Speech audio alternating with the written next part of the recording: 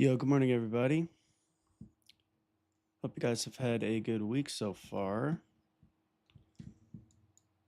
Lots of developments with the Iran situation, so we'll see what happens. We do have news at 5:30. Trump's speaking, so we'll see what happens. We have the new Fed chair who's going to be testifying. He's not quite there yet, but he's going to say something, and I'm sure that whatever he says, just like with Powell, something's going to fall or go crazy.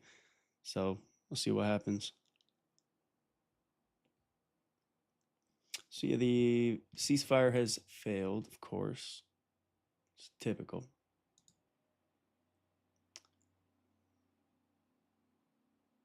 So we will see what happens. Just get everything set up for you.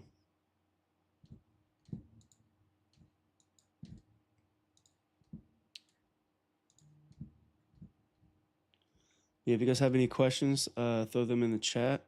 Good morning, George, Tony. But yeah, if you have any questions, let me know. Best time task is pre-open, right? But yeah. So let's pull up everything.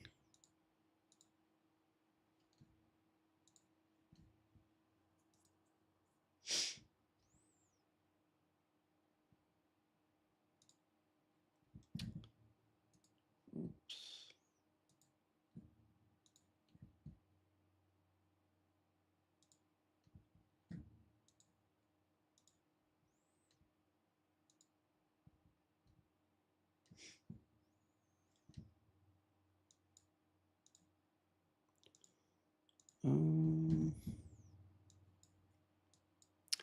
Don't know why my charts are kind of scattered all over the place.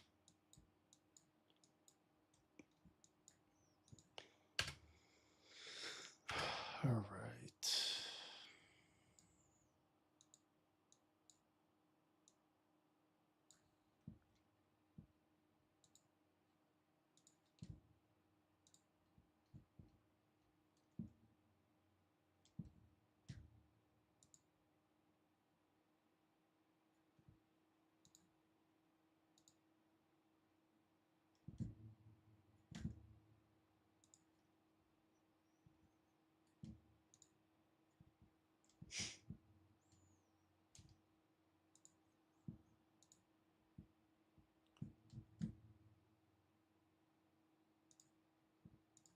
Let's get the yields up. Or the bonds.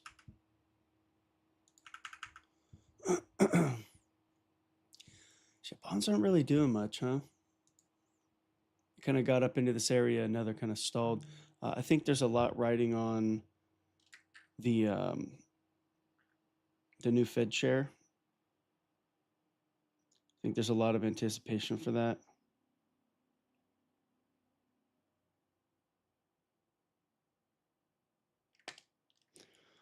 So yeah, we'll see what happens. Open this up a little.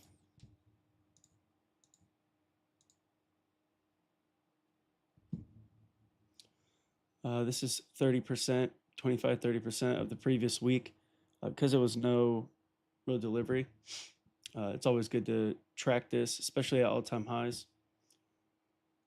You always want to keep tabs on what happened last week, even if it's not all-time highs. If it's just like really racing the previous week, there's a lot of times a chance for the current week to try to at least target a PD array that's 20 to 30% of last week's displacement. So if we look at this, got that new week opening gap in there.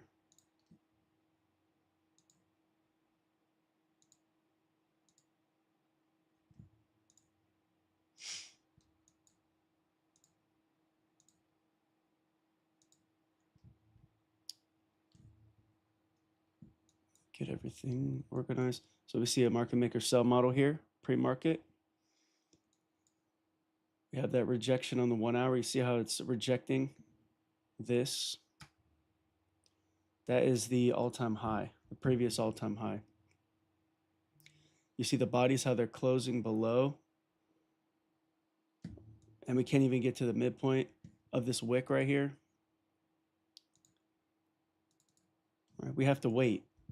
If we were looking to push this higher again, we'd have to wait because this is not indicative of price continuing, at least for the moment, aggressive, like in an aggressive manner. So there is a chance for us to get through some of this. We've basically pretty much balanced this whole new week opening gap. So if it is going to go higher, I would really like to see, let me look at the thing right there. Let me, I think I could just leave it on different chart.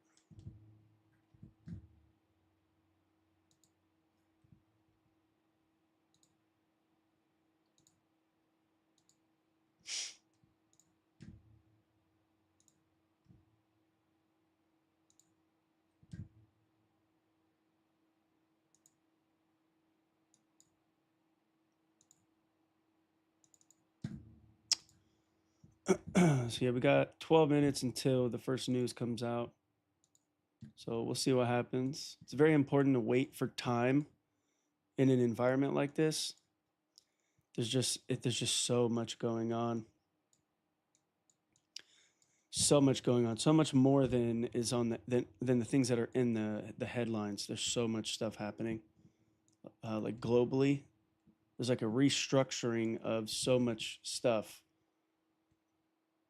And if it all goes well, then the US will be in a good position. If it goes bad, then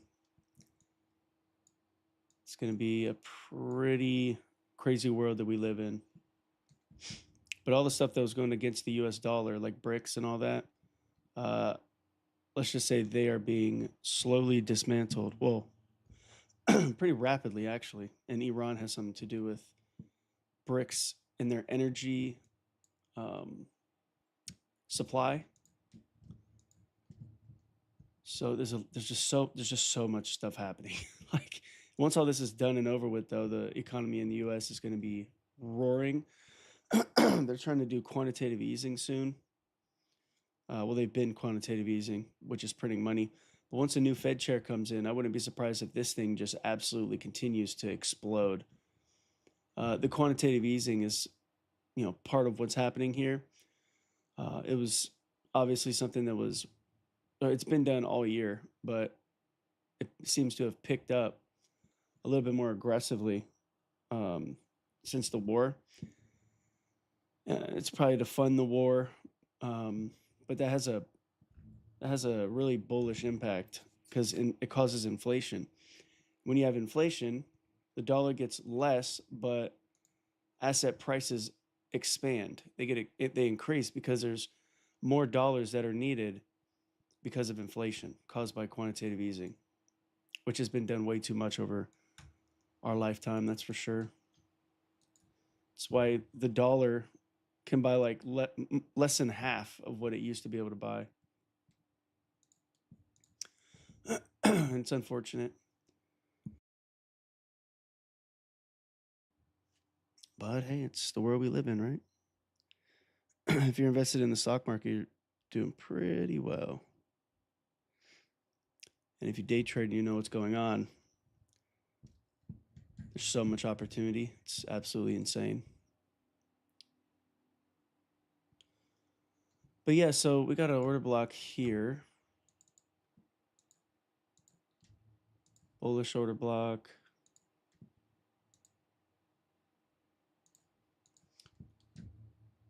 We have pretty much traded through it, so I wouldn't be surprised if they try to take this. This is a low resistance signature in here. And again, we're rejecting this all-time high, which was equal highs. But it's solidly rejecting this. So, if this would have presented the candle here and this candle displaced through that midpoint, it'd be a lot more energetic and reliable to go to the buy side at the moment. But for now, I think it's best to wait it out, wait for the news to come out, see what's going to unfold. Remember, at any moment, something can be announced. So you gotta keep that risk in mind. You know, you can't just be in here over trading, over leveraging, just gunslinging at anything and everything, because it's just not going to end well. It won't. So we got 25% of the new week opening gap. We have the open price. So we got accumulation, possible manipulation. And if price was to get down below these levels, I mean, we got pretty intentional relative equal lows, trendline liquidity. So we got this trendline liquidity too. It's a pretty large pool of liquidity.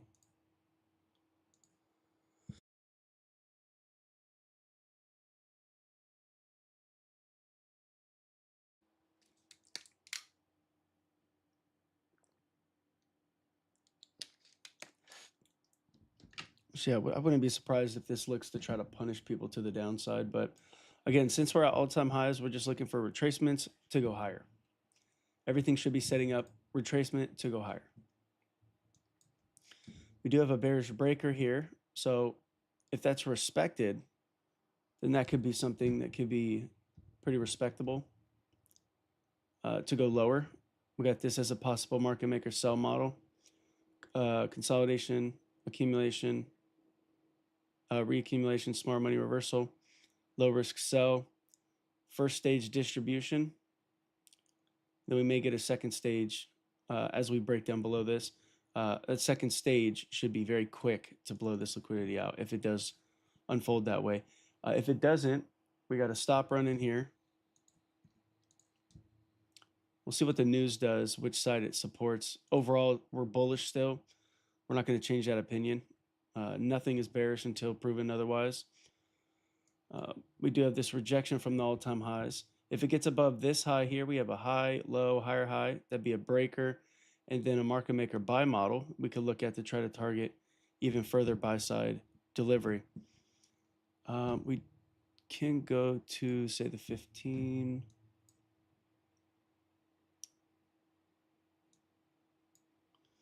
There's really nothing down here that we can anchor our fib to get projections. What we can do is take this low to that high. Notice that it already hit the 2.5 standard deviation there. 2.5 standard deviation leads to retracement. Once we hit 4.5 standard deviation, generally that is like a full price swing most of the time. Literally most of the time. Like, go back and back test this and you'll see like this happens so often. This projection tactic, when you have like a breaker or a mitigation block at the low, because those are the only two things that price does when it turns, you'll see when you anchor that and get your projection, when it runs up into those levels for whatever reason, it loves to use these levels and then retrace. And then as it continues, it's got that deeper target up there. So that's the S&P.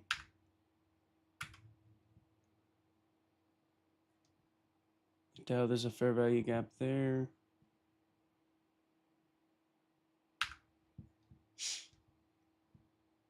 So let's go to the 1 hour or 1 minute.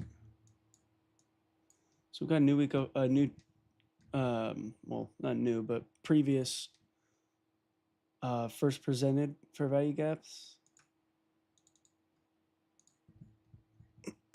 So if price gets down into that, or just down through these levels, we have something to gauge. So yeah, we're watching the stop run here, seeing how that treats it. We have the low, high, lower, low breaker. So if this is given up, that turns to an inversion, and then we can use that as second stage distribution to target the high up here. Otherwise, right, if we break down below this, my eyes go to this, right, this trendline liquidity.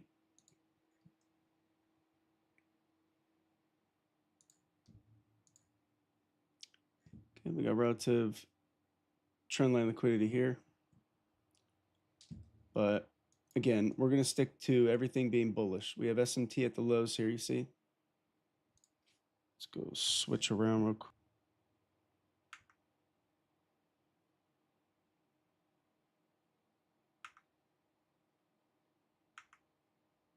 I don't know why it says SMT there. It's because of that low.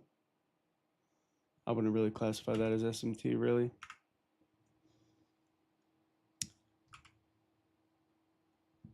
But yeah, we'll see. We're watching this to see inversion. We already have one inversion here.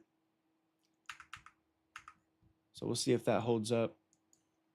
Again, we got this wick up here. Lots of wicks happening into that all-time high. Again, a 30% retracement would not be out of the ordinary.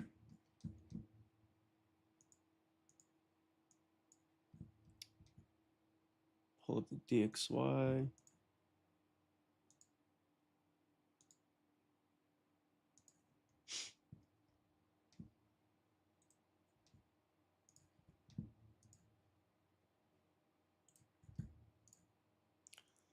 So we got 30% retracement of last week right there. Let's keep tabs on that. Take this off.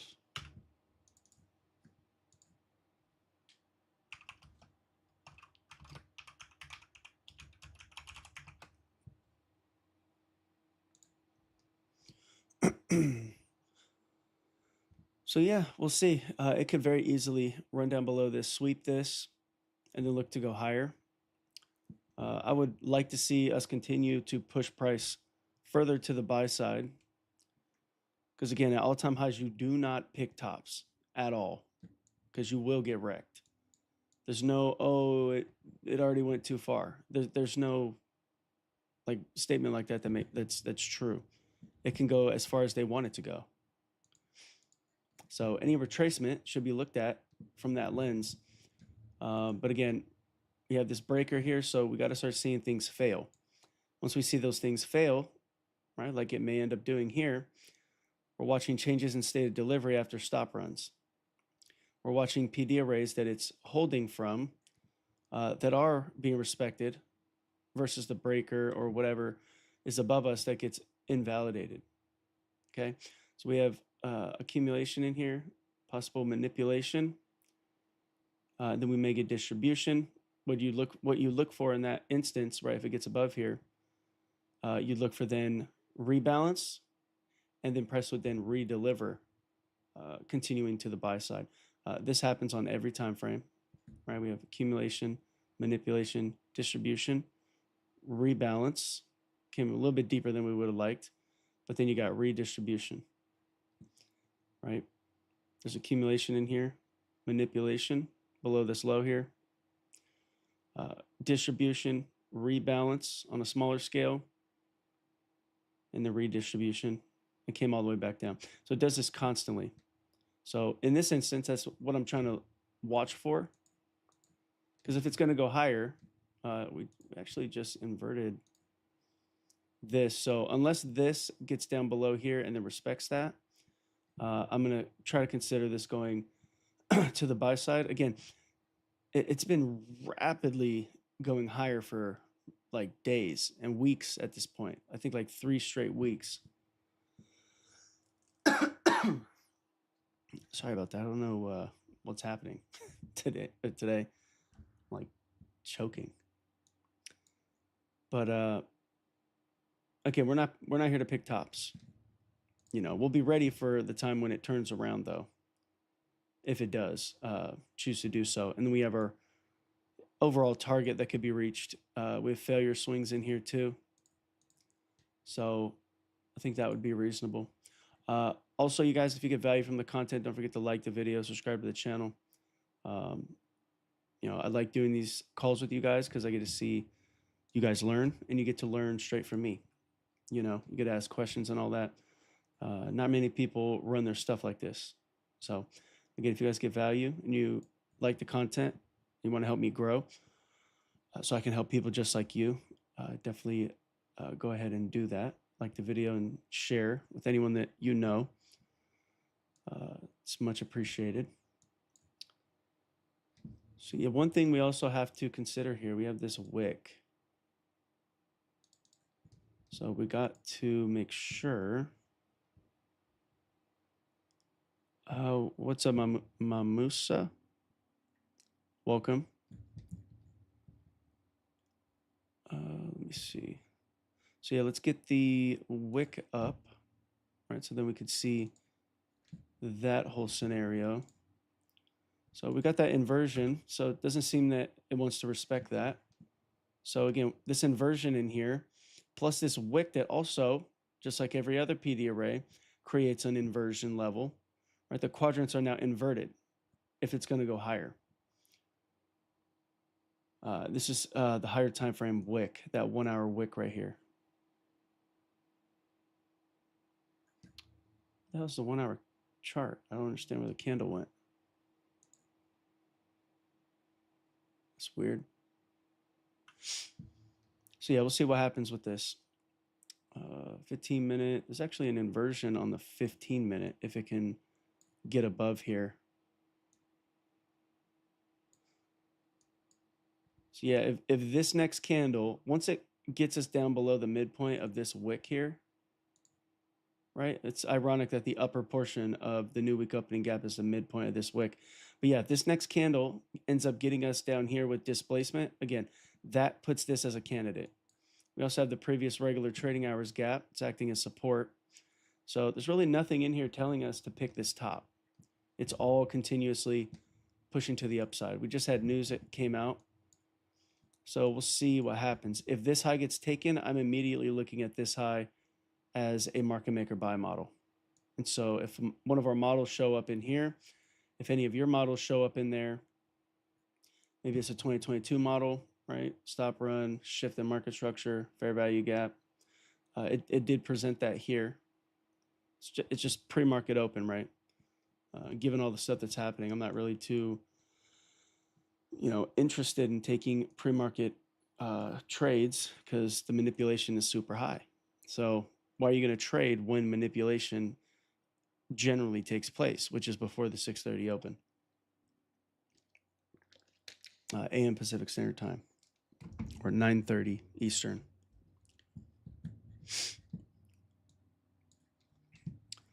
So yeah, just if you take a look at what price is doing in here, we got order blocks holding, right? We have a breaker, high, low, higher, high. Midpoint was respected. We got wicks and fair value gaps being respected up to the midpoint on a body closure basis. We got stop runs leading to rallies, and we're at all-time highs, right? And nothing's changed.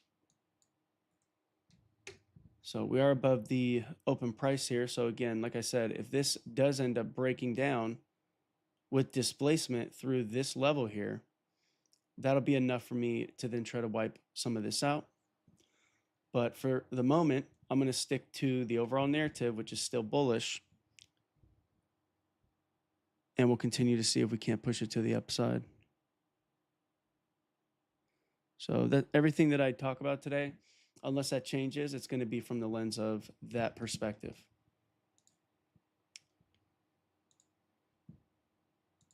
Okay.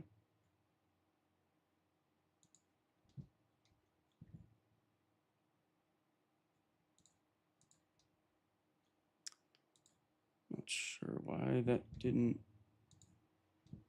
change.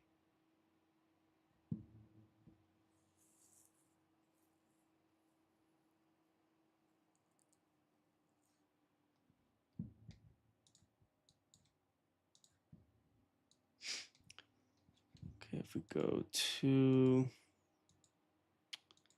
15 minute, if we go to the 30-minute chart, we do see this wick in here.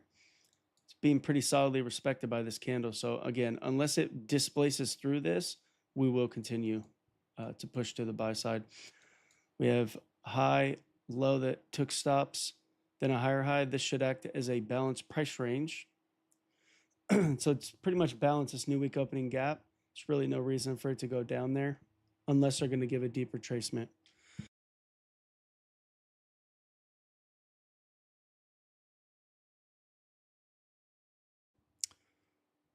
So yeah, this right here is potentially a rejection block. So we got to see that fail. And if this rejection block holds after it took stops and we displace through the midpoint of this wick, which, if there's displacement through that wick, becomes in itself a balanced price range when it returns back into it, we'll then again look to try to target down there. So hopefully the contingency is clear. But what my overall objective is I want to see it continue to go, because that's what you do at all-time highs. It's the way it is. So just wanted to make that very, very clear. So that is my overall perspective.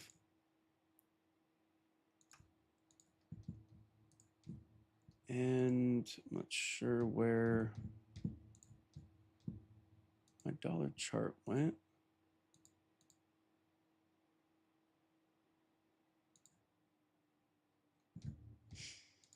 I don't know why it keeps removing the dollar when I put it there.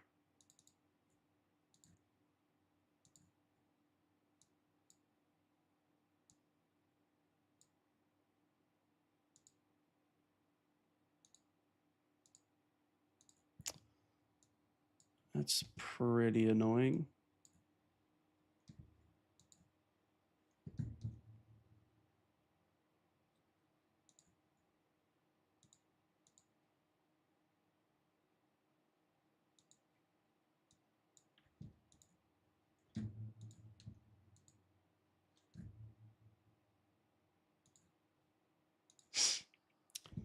So yeah, now it's contesting that wick right there. So we got to be cautious here. We got London's lows. So it's definitely something that could be tagged here. We are displacing through that. So my objective, like I said, is going to be, let's see if we can get this. And then when it tags this, like I said, this high to that low should act as a balanced price range. We should not get down to the midpoint of that. And if we do just start blasting through that, again, we have our 30% level down there. I don't know where it went. There it is. Okay, so 30% will be down there. But yeah, so you see how there's lots of buy side, sell side in the new week opening gap. Pretty much balanced it. So again, if this is going to remain balanced, it's going to stay above the upper 50%. But if it breaks down and we close below the midpoint of even this balanced price range, high, low, higher, high, then again, you have to look for levels like this, right? Because it's just giving it up at that point. And the massive buy side will then translate to a pretty sharp, potentially 30% retracement from last week's overall delivery, right, in the last couple of weeks.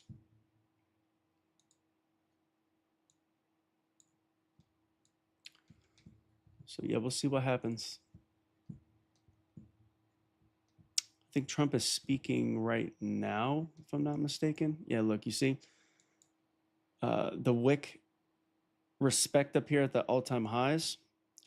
Remember what I said about how it was closing there. It's not necessarily the greatest sign for bullishness.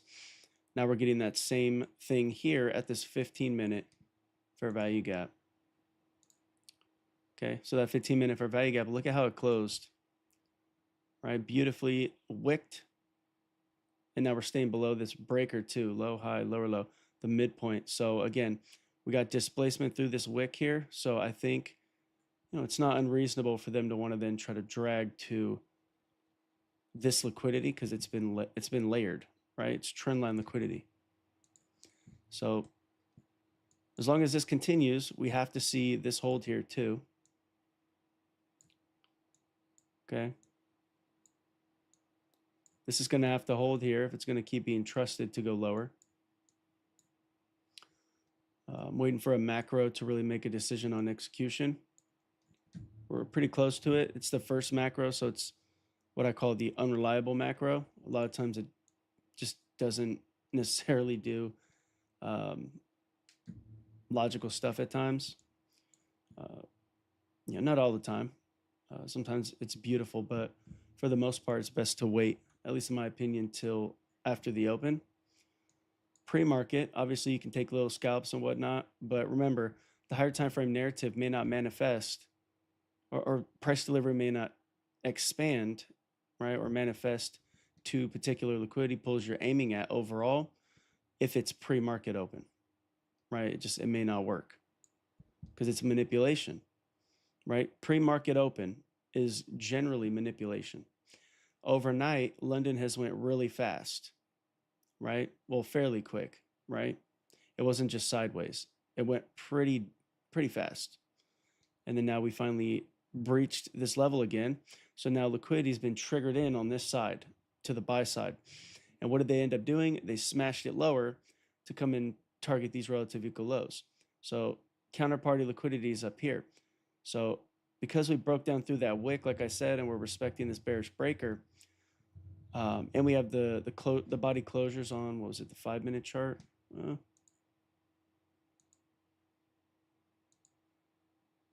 Body closures are much more pronounced as you go up in time frames. Just got a beautiful respect to these levels here. Again, that wick, zero respect. So it may end up going higher, which is what I would like to see. But again, at the moment, you have to read the language price is speaking to you. And the language so far is telling us it's not ready to really go to the buy side yet. That may change in short order. But for the time being, I got my eyes down here with London lows too. So any retracement going into this black line right there should respect on a body closure basis. It should keep respecting as it looks to keep going lower. And it seems that that is the case. This is a market maker sell model to London low. Same thing with this wick here. Once it displaces through it, when it comes back into it, it needs to respect it and go lower. Obviously, this offered an opportunity. The respect to this 15-minute fair value gap or the displacement through that midpoint here, like I said, those are all things that you can use for market logic executions and a fair value gap, right? You got the down wick. If it trades into that, midpoint should be respected. So say you entered up here. Well, pyramid entries manifest when you see things like this because then it should respect it, right? We have a low, high, lower low. That range up to the midpoint, if it's bearish, and we're going to target the lows down here, should continue to remain on a body closure basis below the midpoint. It's the same thing with every PD array, right?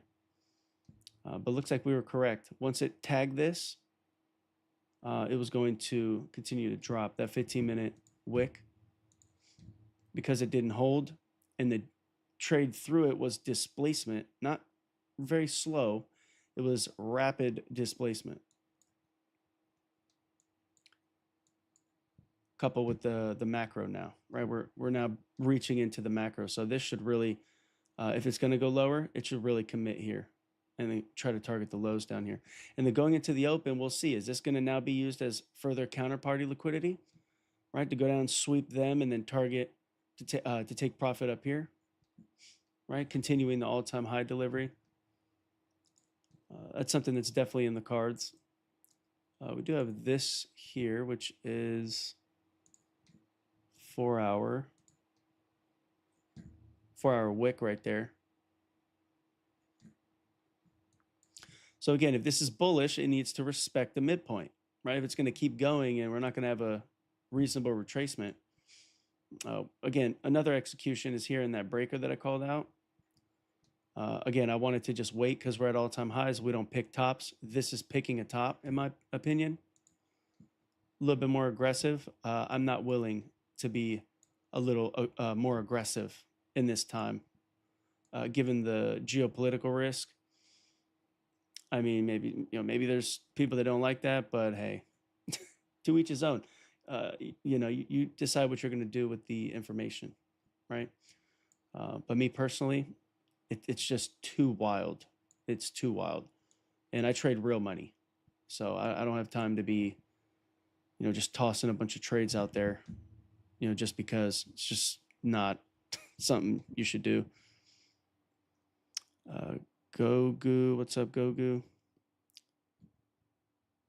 Grave before End of the year this year, it will be one of the sure they must be one of the leaders.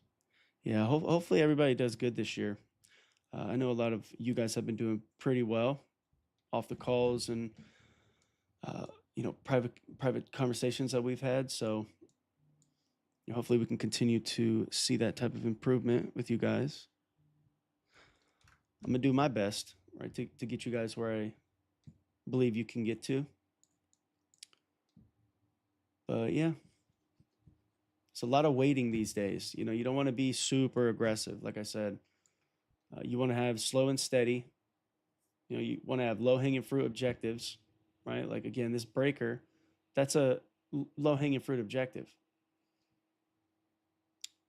right? Even this high down to that low, I think that's over 20 to 30 points. Yeah, about 30 exactly. I mean, that in itself is a scalp. That's a pre-market scalp, right? So yeah, we'll see what happens. We got to also watch what DXY does, right? If DXY goes higher, we'll see these things continue to drop. GU, EU, gold, silver, the indices, right? I mapped out this fair value gap on Sunday before market open. We went right up into it. So we're stuck in between this and this wick right here. So depending on what happens with this, right, if it does the same thing that we just saw unfold on the indices, if it displaces through the midpoint of that wick right there, for a fact that these equal lows are definitely a candidate for a stop run, right, to be taken out or targeted as a target. The breaker we outlined here worked out perfect. And again, the war that's happening in Iran it has a huge impact. Any wars that take place that the US is involved in, that makes the dollar go higher. That makes gold go higher. That makes other assets go lower because of uncertainty.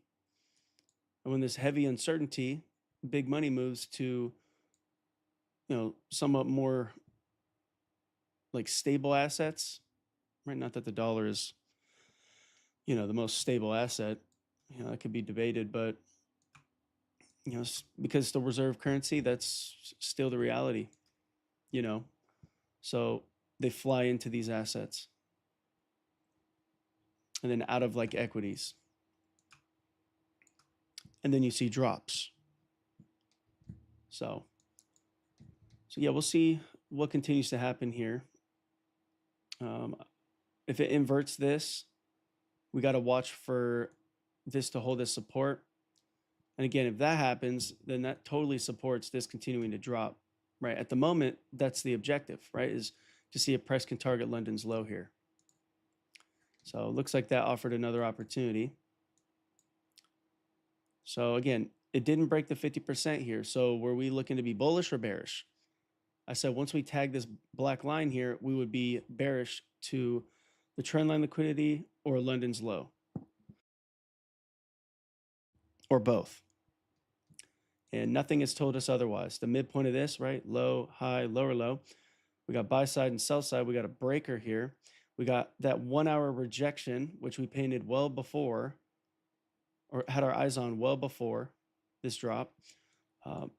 I told you guys that this characteristic makes it less likely that this is going to go higher, at least for now. Clearly, that played a role in building trust that this was going to, in fact, turn. And I personally waited for the displacement here. Balanced price range here, low, high, lower, low. Midpoint of that should not be traded to.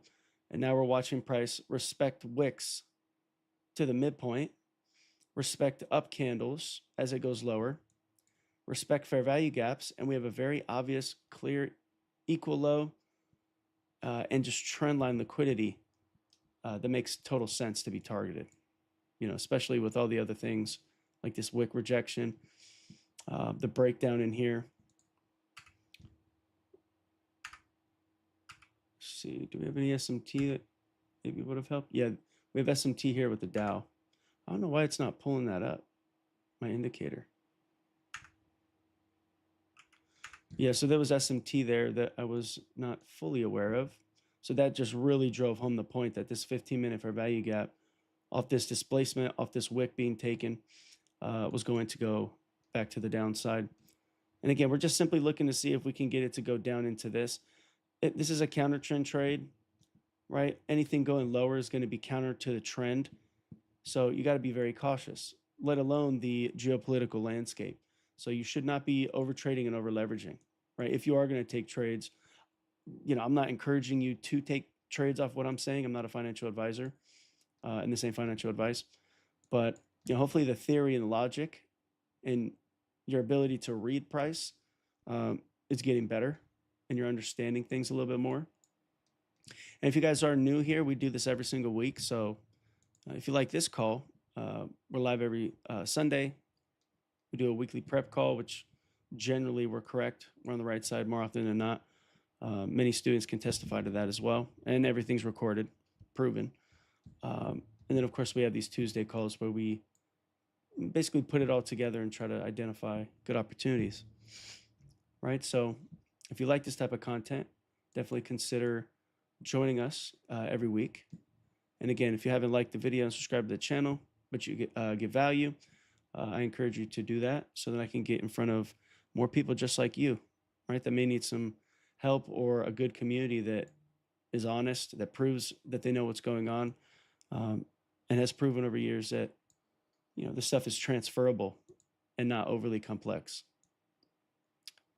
right? So yeah, if you could do that for me, it's much appreciated. Let me see. Do you guys have any questions? GU. I think didn't I pull that up earlier?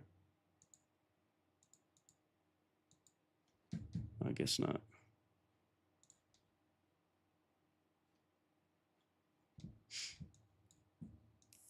See, let me see.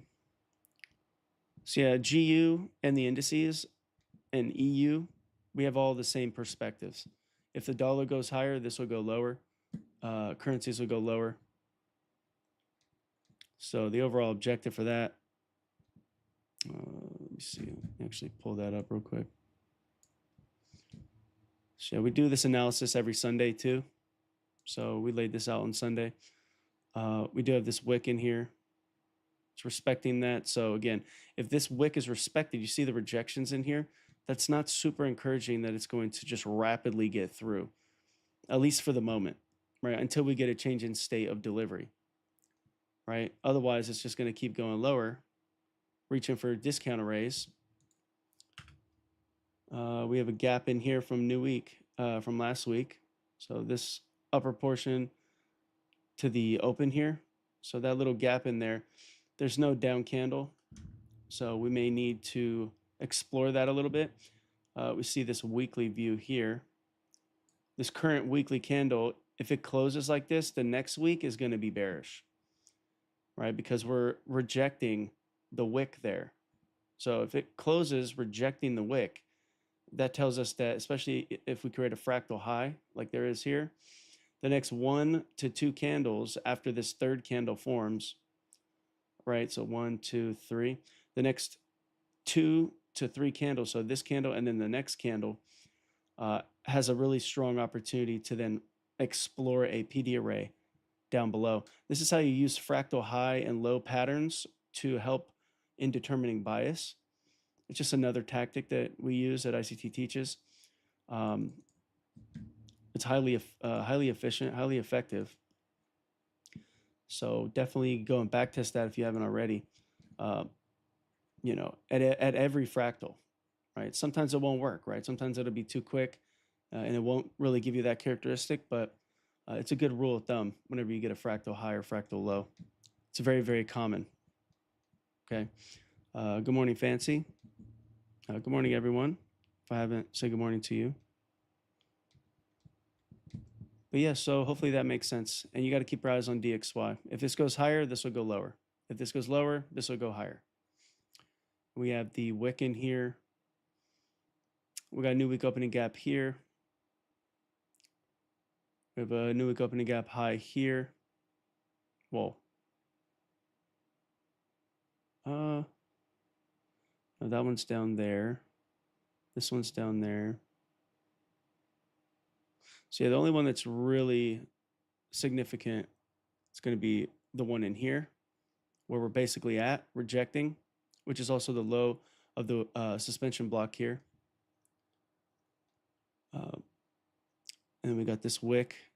So low suspension block. We got the new week opening gap here. We have another new week opening gap portion up above this piece here. So, and as a result, price is respecting that. So again, if dollar is going to keep going lower, then we shouldn't see a deep retracement. We also have buy side here, sell side, buy side again. This in itself is a bullish breaker. And it's also a balanced price range. Okay, high, low, higher, high. So if this is going to go higher, we do not expect a deep retracement. We do not expect this to be taken. We need to expect or anticipate that this is going to hold in here, and then we see price run higher, right, at some point. We see that the Nasdaq, hopefully that makes sense. We see the Nasdaq here. It's offered multiple setups on the framework that I laid out for you. And it's just continuing to respect things. So there's nothing to be concerned about if you were going short, right? If we did engage a trade, which I'm waiting till the open takes place. So this, I classify this as a missed opportunity. I already just agreed with myself that I'm going to wait till the open. So, when you tell yourself something, you got to stick to it. Otherwise, it's no wonder that you can't trust yourself, right? Part of confidence in trading is your ability to be able to tell yourself to do something and trust yourself that you're going to do it no matter what, right? You can be flexible, right? But if you make, a promise to yourself or make plans for yourself, every time you break your rules that you told yourself you have to follow, every time you promise yourself something and you don't follow through on it, you can imagine that's damaging your trust, as if, a friend was lying to you, right? Or a friend kept breaking promises to you. You wouldn't trust that person. Well, it's the same thing in trading times 100, because not only is money involved, you're also really, really internally depending on whether you can be trusted or not to maintain a calm, effective mindset, right? But just because I, didn't engage this, if you felt like it was something that makes sense and worthwhile to you, right? It is high resistance, right? You can see how slow this is trading down into this level. The initial target that we laid out as a possibility being the London low. If this breaker was going to hold, right, it looks like we may, in fact, get down there. But again, this is all pre-market. So this here.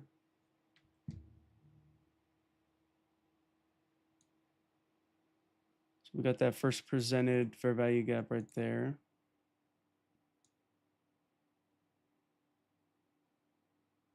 And the low of it is there.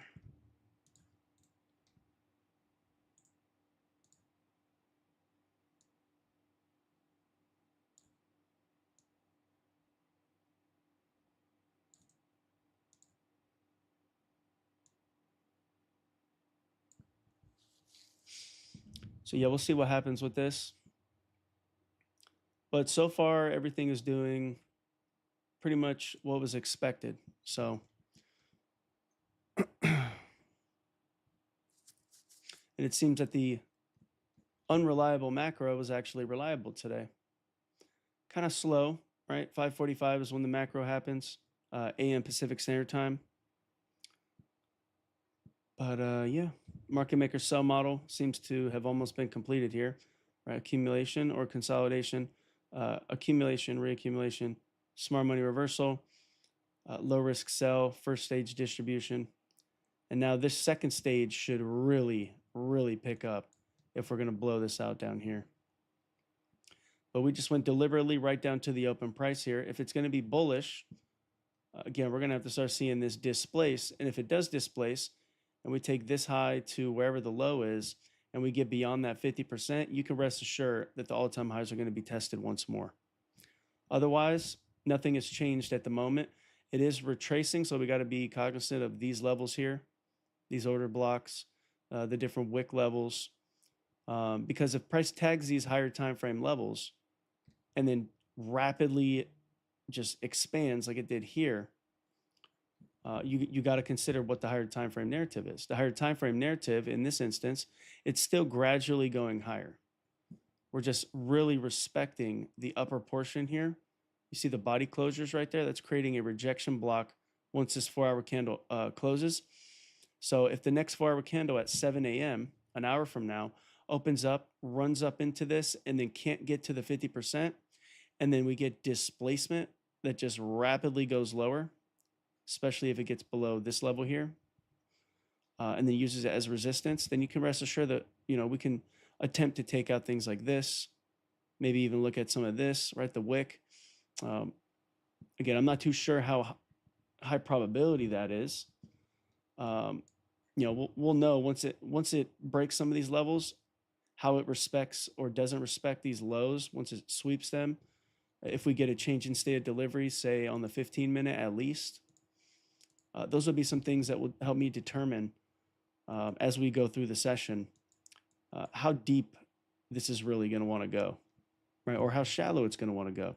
And right now, we still have these really logical targets to tag that doesn't really upset anything, depending on how it delivers into these levels, right? If it shoots a wick down into here and then just closes outside to the buy side, and then we start getting displacement, changes in state to the buy side, then again, we just automatically flip back in bias, being bullish mode, right? And then of course we have the high, low, higher, high. So we're really certain that the 30% retracement level down here that's really deep could become a overall target if it starts smashing through these levels, because we do have these relative equal lows here, and we have tagged counterparty liquidity to a move like that if we do look to try to go down there and retrace. Again, this retracement would be supercharged by the failed ceasefire conversations. So again, that puts this, a little bit more likely than it would be if it was just like a normal situation. It's very high resistance, and you can tell by how slow it's delivering. We have jerky movements, right? It did retrace, displaced aggressively, and then it slowed its roll. But do you see how each high, each order block is not being disrespected? We're still marching down towards London's lows down there. And we're inside the macro, okay?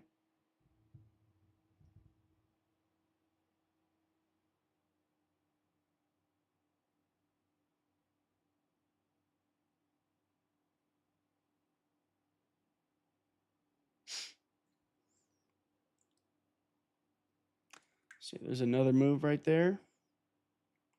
Again, nothing in this chart has told us it's going to be bullish.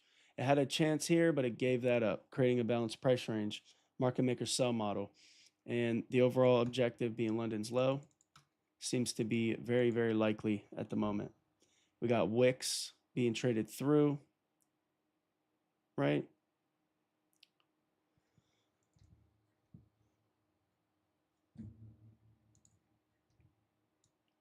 So now we're below the midnight open. We're in that upper 25% of the new week opening gap. I definitely want to see this taken. This is what I want right now. From this level here, from the failure here to invert this level, right, then followed by that displacement through the wick midpoint on that 15-minute chart, all of that pushed me into believing that it's going to go lower. Right. Aside from the fact that it's super bullish overall, we haven't really had much of a retracement. So we're due for a retracement. And we have the news geopolitically to also support that idea, aside from some of the things that we talked about today. From the hourly rejection here at the all-time high level, okay, the closure like this, the failure to get to the 50%. And now we got change in state of delivery here on the 1 hour too. You see that order block? Price displaced through it. So that's another reason why this could be trusted to go lower. Plus we have that breaker I laid out. So there's lots of different components that we've talked about already this morning. Hopefully you guys are paying attention, and hopefully this made sense, because, for the millionth time, we laid something out and then it unfolds. So yeah, do you guys have any questions before the open? Just throw them in the chat.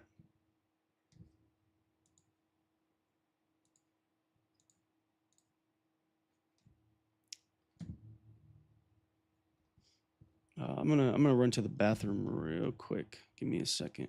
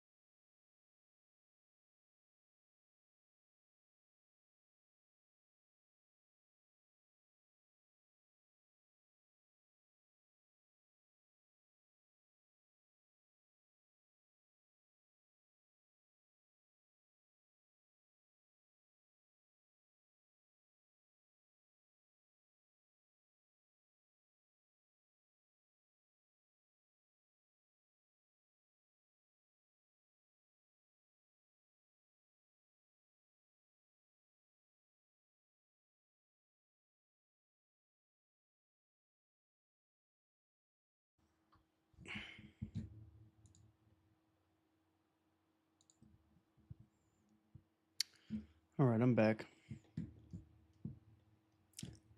I'm back.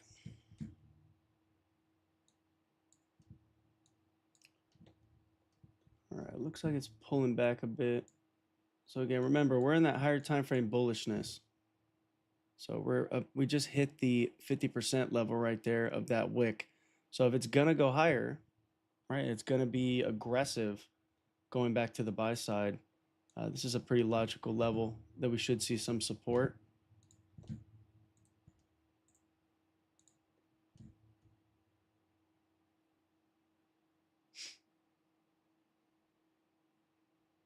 And again, if it just starts flying to the buy side here, then that may be something that begins the potential move. Well, mind you, we're below the midnight open, so smart money likes to get down below that midpoint or the open price line. A lot of times they drag price down into it like really intentionally, and they tag it, then they turn from that level. If you go back and look at some examples of this on a day-to-day basis, it becomes very obvious that's what they do all the time.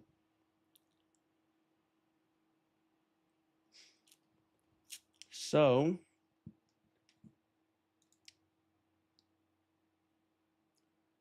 I'm not sure if they're going to want to really leave that. It would make sense for them to tag that, then go, but it's looking like, do we have SMT down there? There's an SMT right here.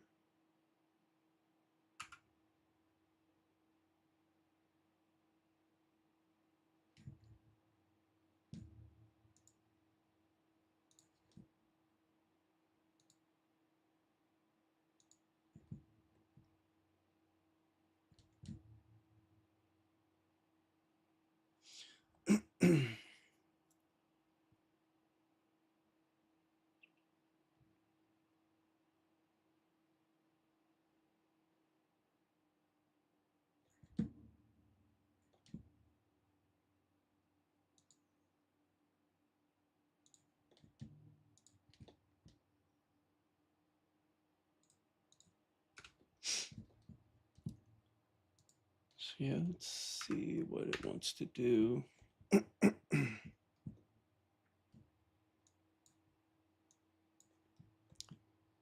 we do got the dollar still kind of pushing up here.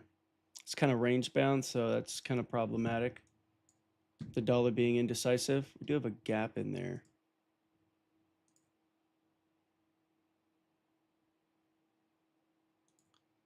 Dollar has a pretty sizable gap. It's traded sell side, buy side. So essentially it's balanced out that level. And now we're kind of flirting with the open price here.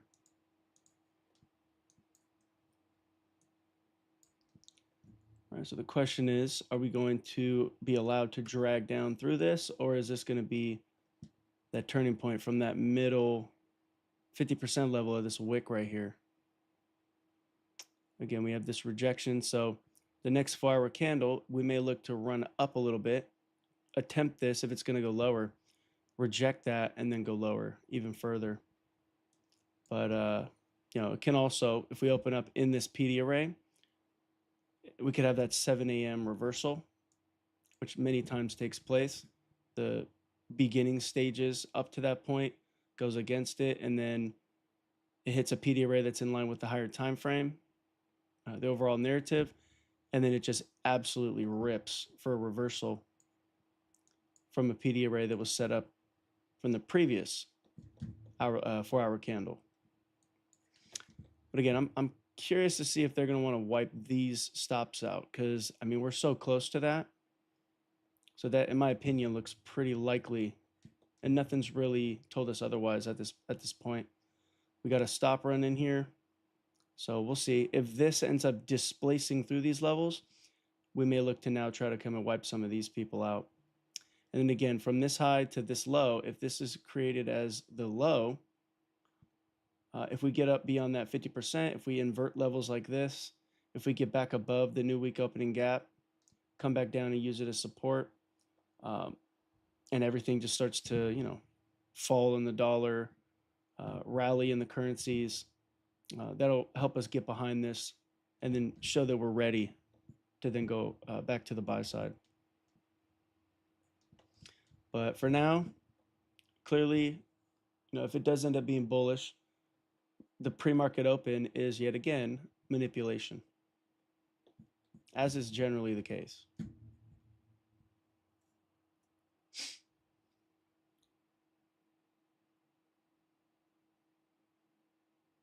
So yeah, we're getting a refusal here.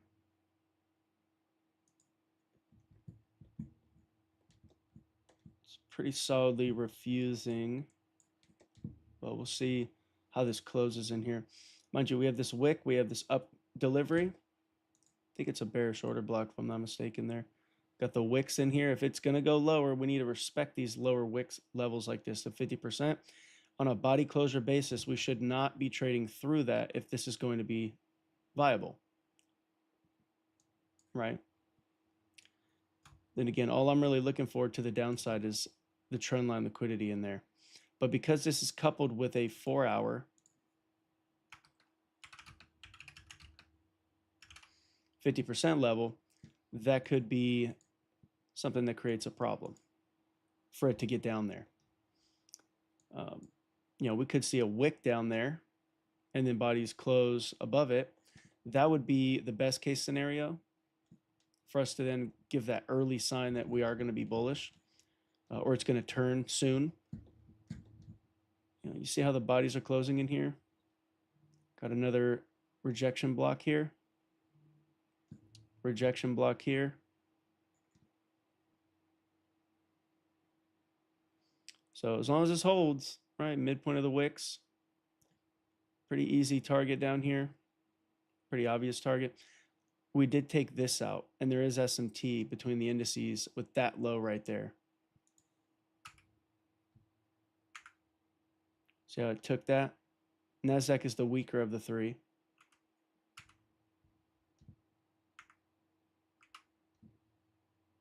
Look at the Dow. The Dow looks like this is just optimal trade entry. It does look like a bull flag.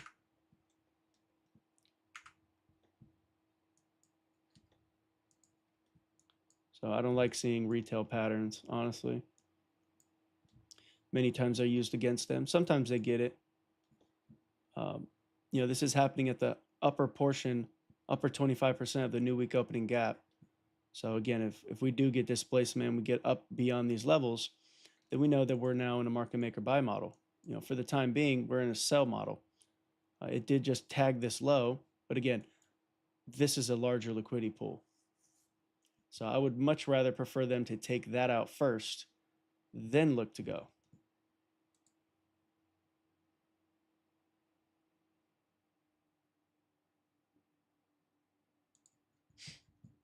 But we'll see what happens. We're at all-time highs. So, we got to let price speak and not impose our will. What the hell is happening here?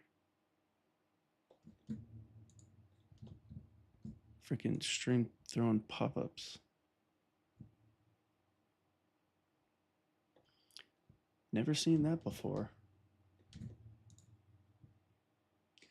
So yeah, we could see this has a wick in here too.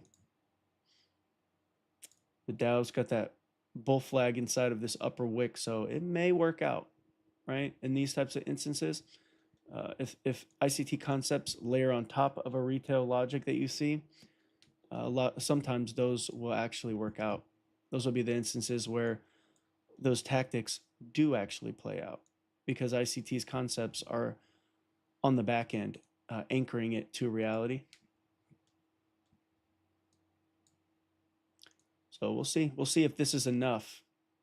Because now any early sellers or early buyers who rush their stops to here, they're now unseated.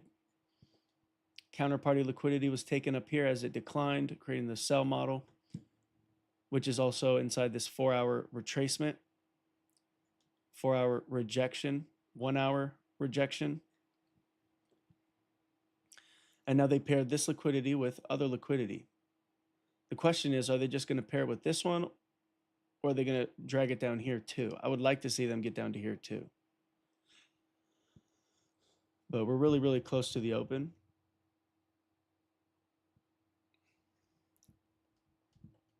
Like the 6:30 open, the New York open. I'm curious to see if they're going to go into the 6:30 open, throw a wick down there, then rapidly turn around.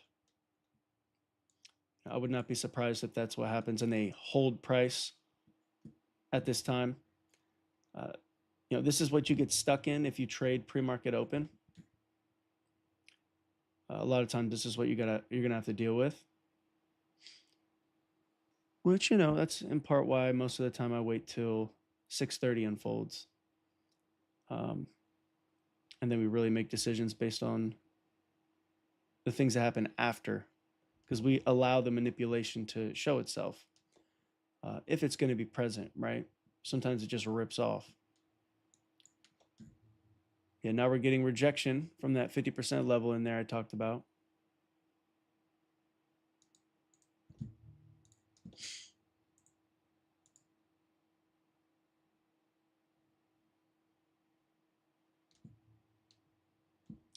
So let's see what happens. We do got a fair value gap up here. Once this candle closes in a couple minutes, or a couple seconds. Oh, wait. This is an hourly candle, my bad. So we got like another 40 minutes for that to close and sincerely create that as a fair value gap.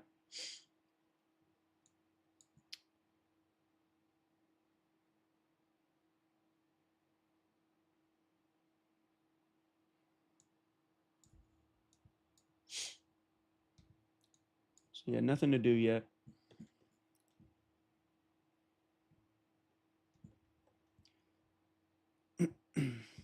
It's too close to the open for me to even consider things too if there was something. You got to have rules.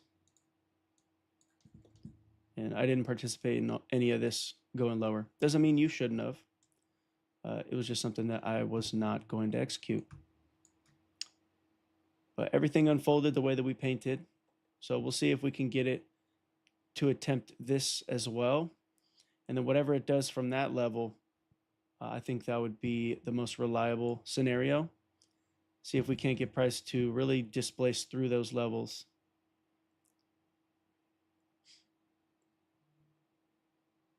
Okay, we're almost there.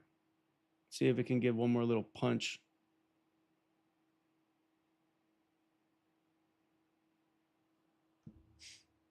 Very close to the open, you guys. 7 minutes. Looks like we'll try to get down there. And then we'll see the behavior once it does tag that. And again, keep in mind, we're at all-time highs. We're in retracement mode right now.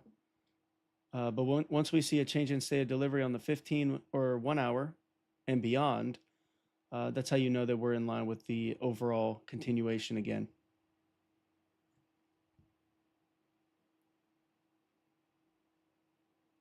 So let's see what the response is after it just swiped this with the wick. We now have equal lows at those lows now.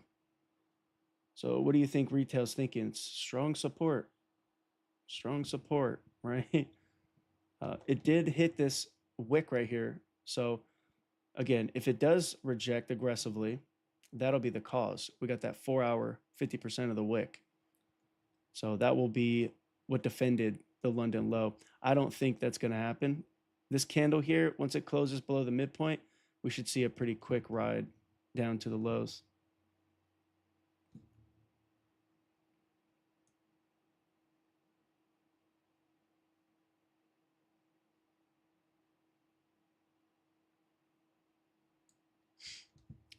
See if we can get it to punch through that real quick.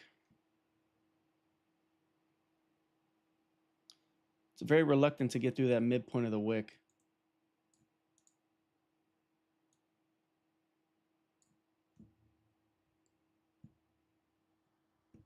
A 4 hour wick's pretty strong support right there. It's telling me that it's reluctance. This all may have been manipulation. That we may get it to turn around in here. I'm not sure if they're going to leave that available though. They're definitely playing around that level. Building liquidity, building the idea of strong support. So 630 may come in and they may just swipe it real quick and then give a rapid turnaround.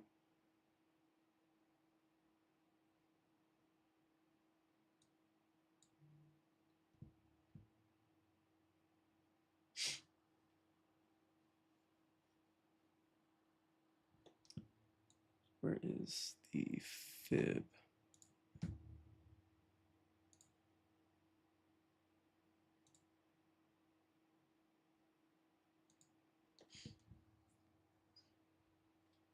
So 75% of the new week opening gap is here. We're at the 8th level, so the midpoint of that upper quadrant.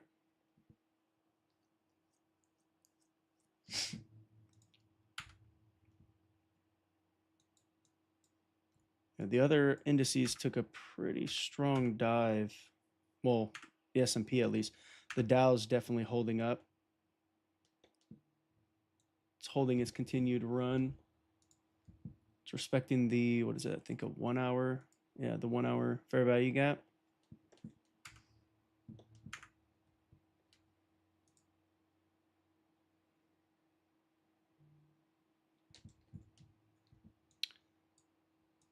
So again, let's see if we can get one more swipe down below.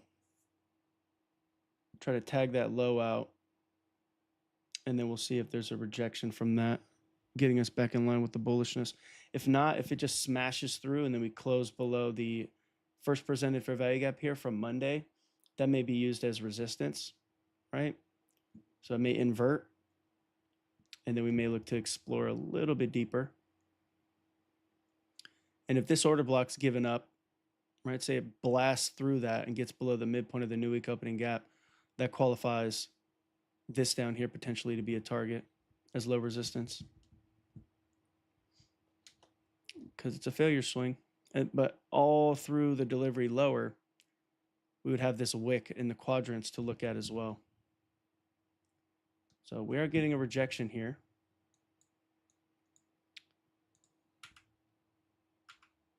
We do got SMT at the lows there.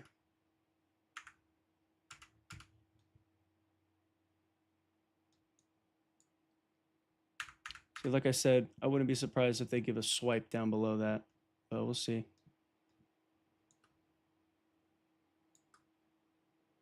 It's very reluctant.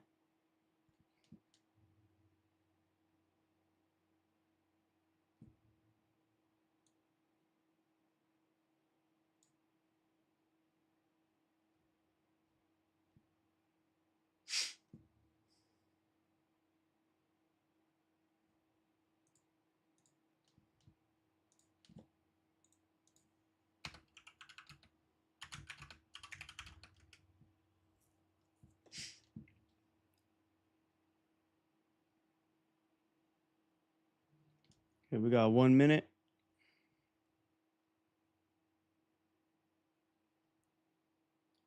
So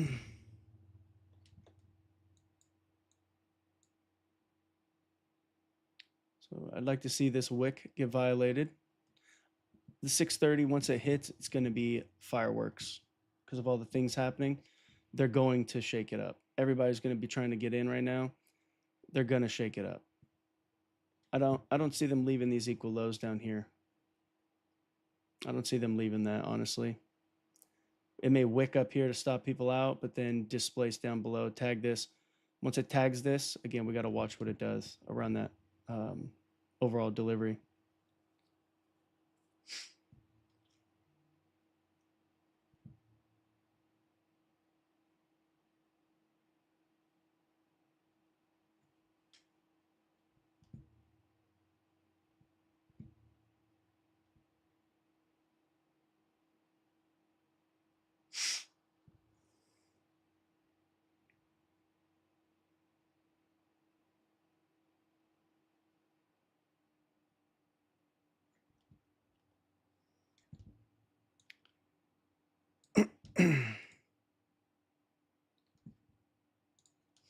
So yeah, now see what I mean?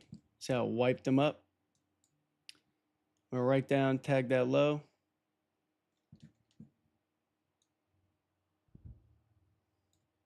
So now let's see if it can dance around right here. Yeah, look, see? So wiped the buy side, nobody could participate, and now it's targeting London's lows. So I'm curious to see how they're going to react here. So they went right to the target.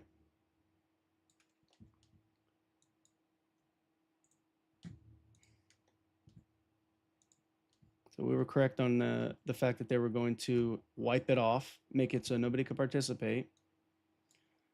And then they tagged London low. But now we're really picking up to the downside. So we may see this give a stronger rejection. We got to see how it treats this swipe at the lows.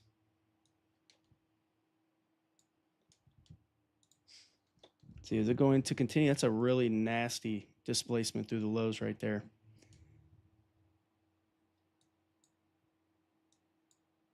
So yeah, now we're reaching down lower.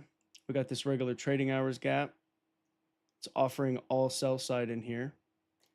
So if this gets overlapped, it's going to be inefficient to the buy side.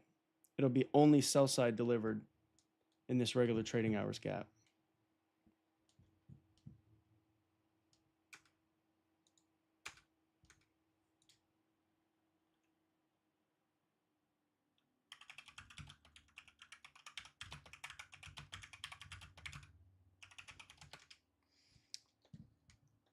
So yeah, let's see how it does this. Let's see what it does. We're at the midpoint here. We can actually move this now. Move that down to there.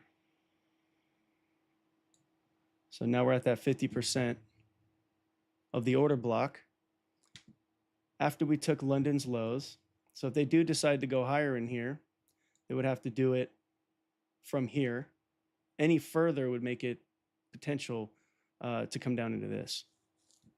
So in this case, if I'm going to look to buy, only way that I consider a buy is if it gets through these levels. It's going to have to get back above this first presented fair value gap. We're going to create a new first presented fair value gap very soon. But I need that inversion, and then we could take this high to that low as a breaker if it gets above that. Otherwise, if that doesn't happen, it's all sell side here. It's going to continue.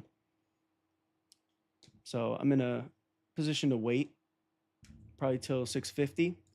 We got that first presented fair value gap here now. So let's see how it treats that. It's not unlikely for them to give a retracement to that 30%. Like I said, that's the risk that you take when you're trading all-time highs. It could look to retrace, especially after 11 straight bullish days. And that could be a time if you're pushing a narrative, a bias, it's when you can take a loss, trying to get in line with the overall direction. It seems that they are very interested in going lower. Buys have not been triggered in yet, so it's all shorts if I'm looking for a position.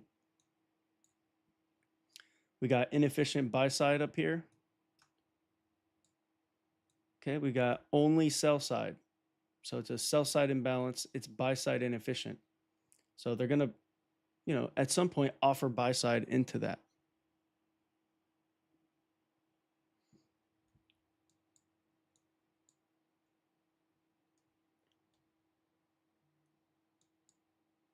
So yeah, nothing in here is telling us that it's not going to keep going lower. Looks like everything is taking a nosedive in here. I'm not surprised though. There's lots of negative news happening. So again, the only way I'm buying is if we could lose this fair value gap. Otherwise, it's all to the sell side. We are trading into this PD array that would support the bullish overall trend. So this is an opposing PD array to the buy side delivery, right? Or opposing PD array to this going lower, right? So if it is going to go lower, this is going to be high resistance. It's a bullish PD array. So even if it does slide through that, it's going to be high resistance, right? Pretty low resistance in here to get through the London low and into this PD array. But when you're trading a counter PD array to your narrative, most of the time you're going to have high resistance type of delivery to deal with, or to expect at least, right? It's not all the time, every time. Nothing is 100% of the time, but it's a very common thing to spot high resistance when we're trading into a counter PD array. But yeah, like I said, it's all sell side in here. Nothing has changed.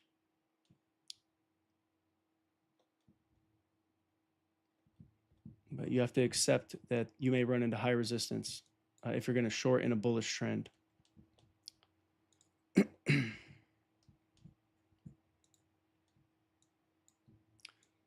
So yeah, the whole overall perspective, the target initially, all of them were targeted and breached at this point from up here when we called the breaker to all these continuations in here. And now we're at this PD array that's going to have to make a bullish decision if we're going to trust that buys are going to happen at all today.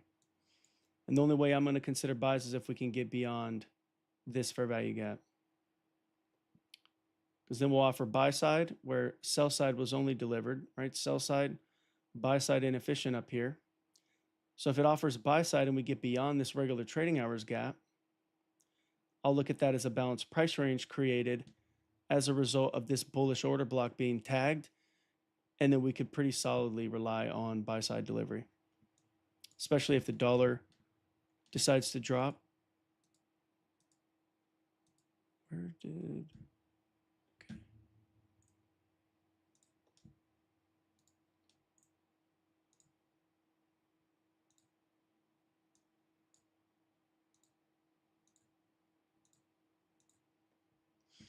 So yeah, none of this in here is telling us bullishness. It's closing below that first presented fair value gap.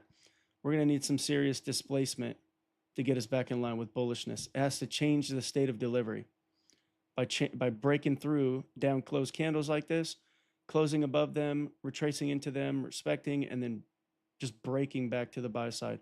Otherwise, order flow will remain bearish. Again, there is a possibility, right, that this is going to offer opportunity here to go higher because this is a bullish PD array on a higher time frame.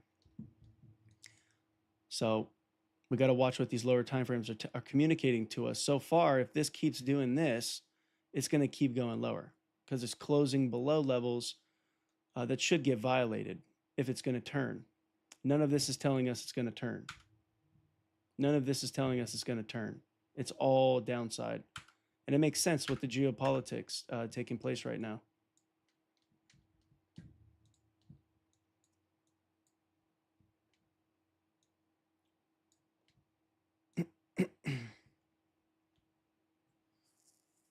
So yeah, we're at that 50% of the new week opening gap here.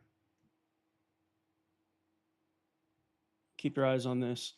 If this was to trade up, get into this fair value gap, and then get back down below that first presented fair value gap right there, you could look at that as a reclaimed fair value gap. And it's significant because it's the first presented fair value gap after 630.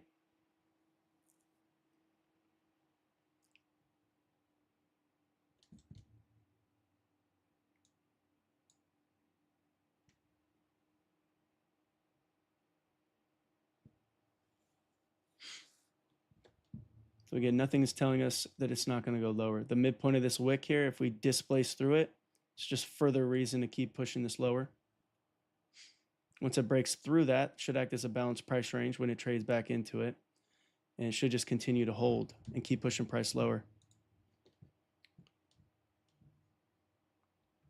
Again, if you guys got value so far and regularly join me and have been getting value from the last couple years, don't forget to like the video, subscribe to the channel. Helps push this channel out to people that may need some assistance. And what we do here works, and I prove it. So if you could do that for me, I'd really appreciate it. So do you guys have any questions? No questions. If you guys have questions, just leave them in the chat. No questions stupid or dumb or not worth asking. So yeah, let's keep an eye on this. We got an order block here, bearish. Seems the bodies are closing below it. So again, nothing is telling us yet that this is going to respond to the buy side. It's pretty solidly digging into sell side here. We had a accumulation, manipulation above, took stops up here for power 3. Now we're distributing to the sell side.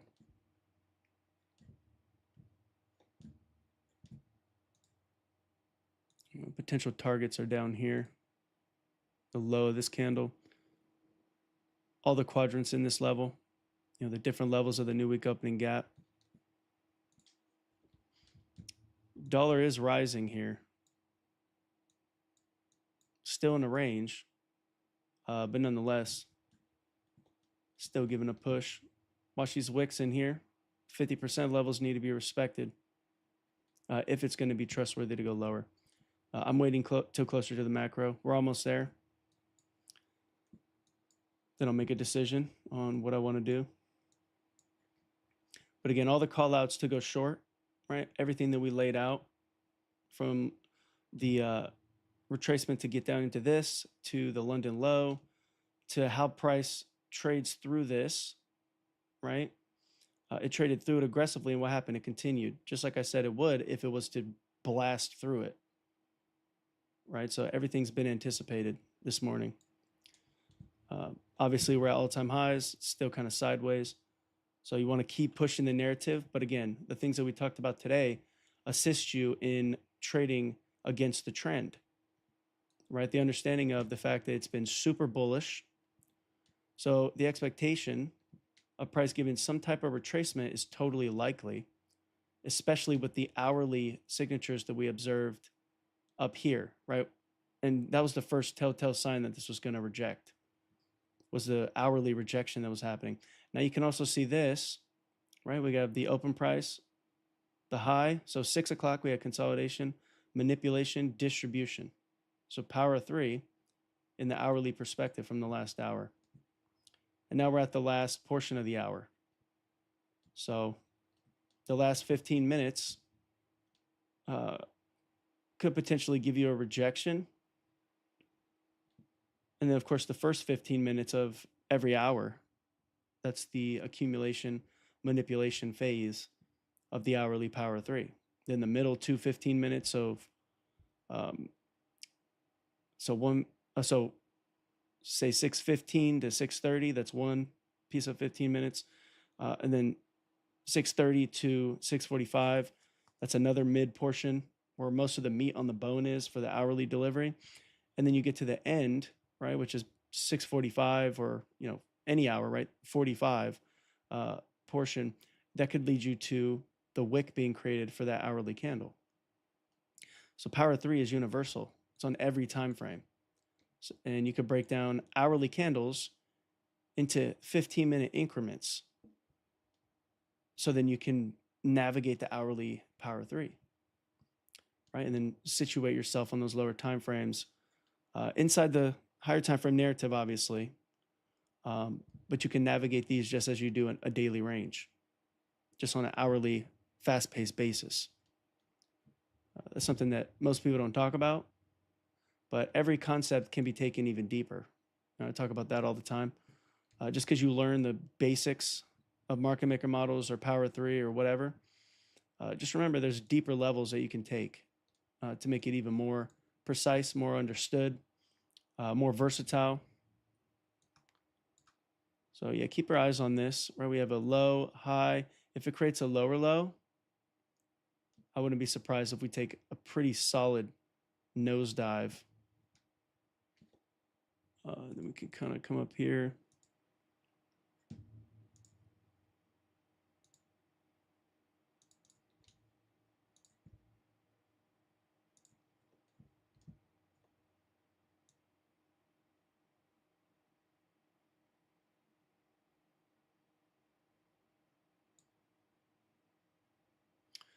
So we're at that 2.5 standard deviation.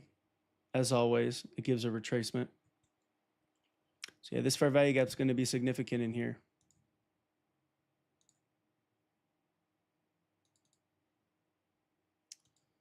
So yeah, keep your eyes on that. See what that's going to do here.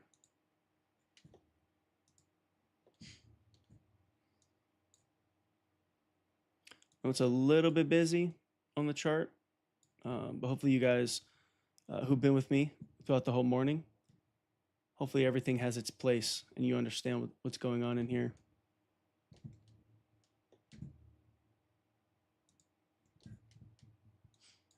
So yeah, we're getting a very strong rejection there.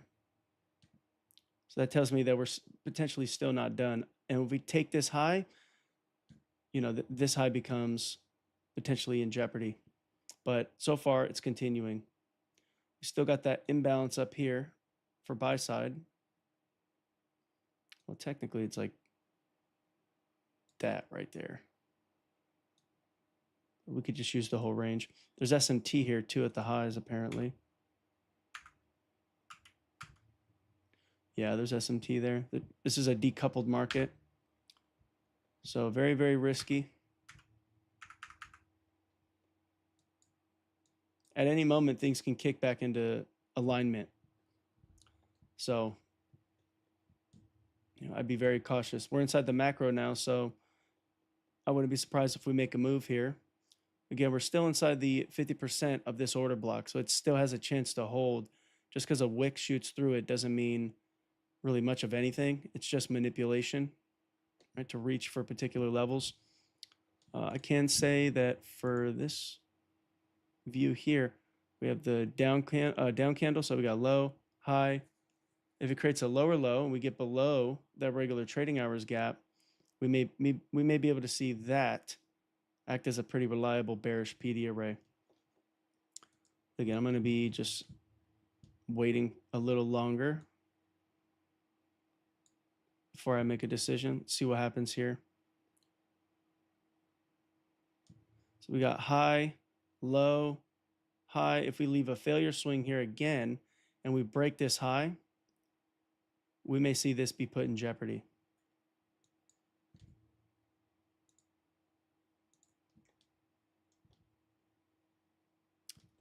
Am I tripping right now? Oh. Why does the dollar chart, why is it not moving? Why is it not moving on that?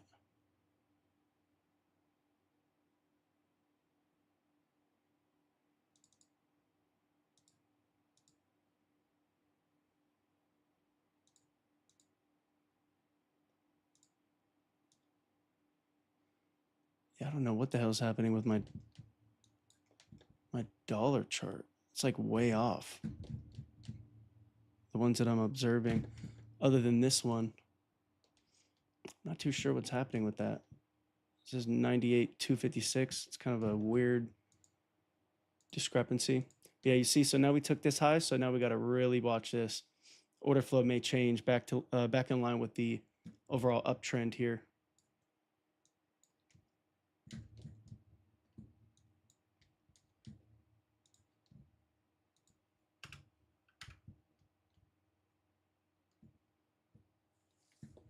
So we got the Dow pretty rapidly repricing.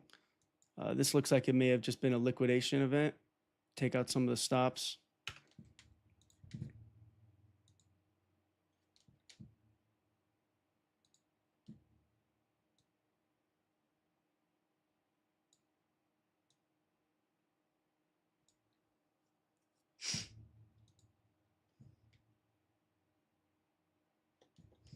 I think we got news at 7 a.m. too, yeah. Oh man, this is going to be wild. This is going to be wild. I don't know what to expect with this. I don't even know what is this. It's going to give testimony. Yeah, something's going to go crazy with that. It's a very decoupled market in here.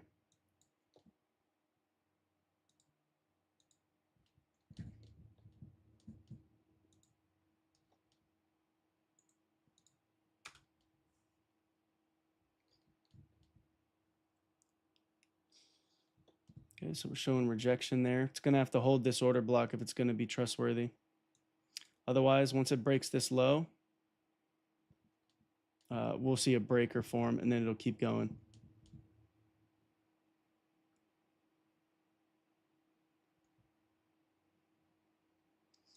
Again, we do got SMT in here. Nasdaq is part of the weaker side of things.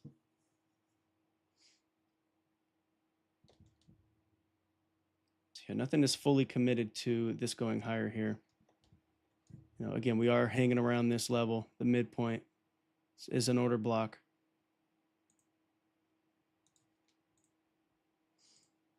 Kind of wonky price delivery in here.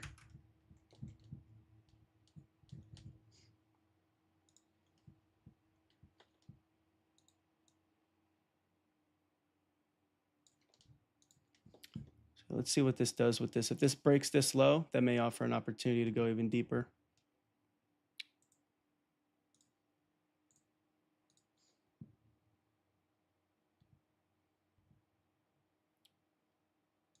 Yeah, the decoupled effect, I mean, we're in low probability right now.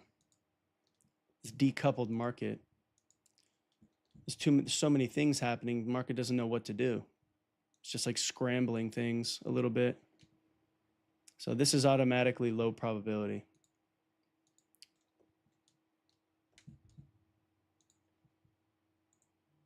Per ICT's description, right?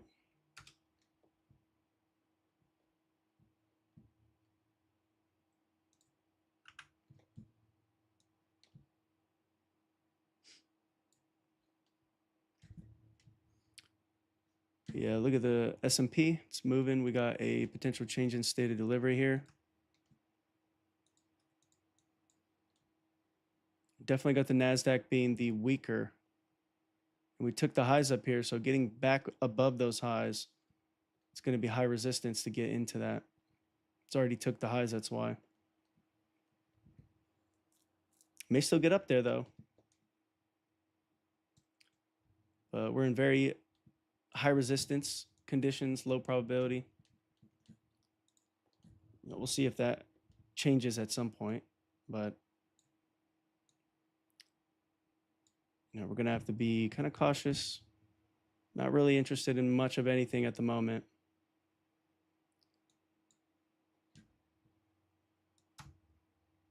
See, if this gets above this high, if it displaces, then we can use this first presented fair value gap as inversion. It's already used this one as an inversion in there.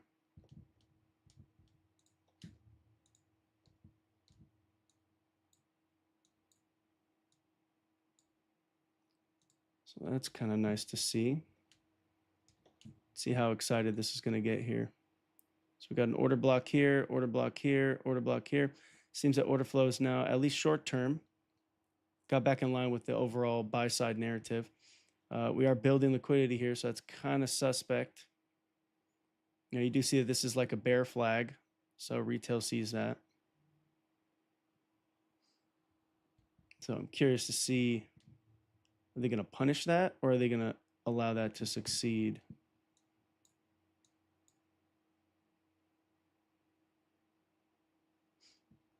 We very well could just stay consolidated, especially with the decoupling.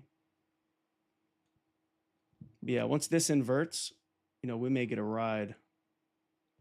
We got that new Fed chair coming in, so I don't know what he's going to say. I don't know what the market's going to how it's going to react to him. He seems more positive for the economy. At least that's what I've been able to gather from kind of learning about him a little bit. So he's a positive vibe to the whole overall economy. So we'll see how that goes. So yeah, we got the higher high in here, fair value gap. So let's see what happens with this. If this can get above and change state up here, that'd be ideal.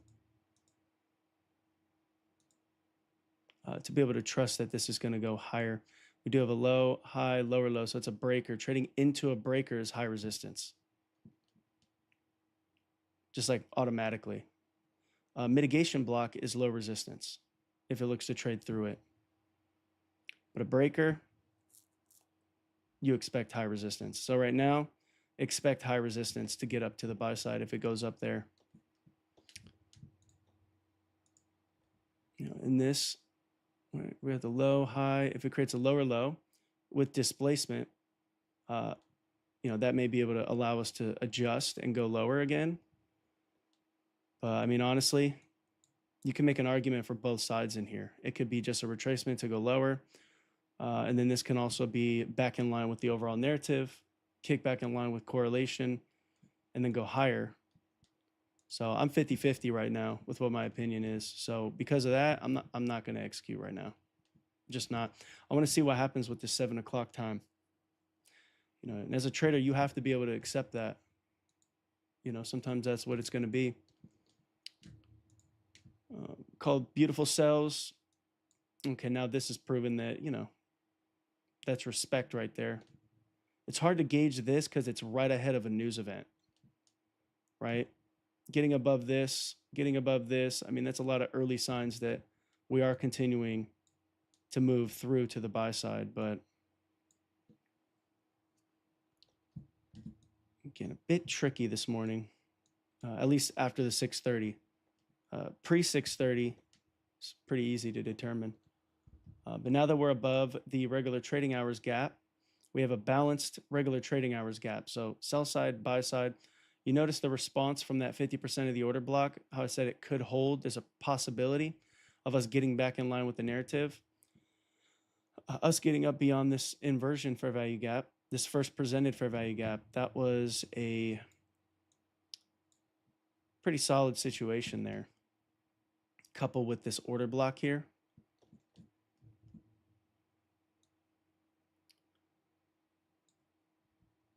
So yeah, I'm very curious to see how this is going to go in here.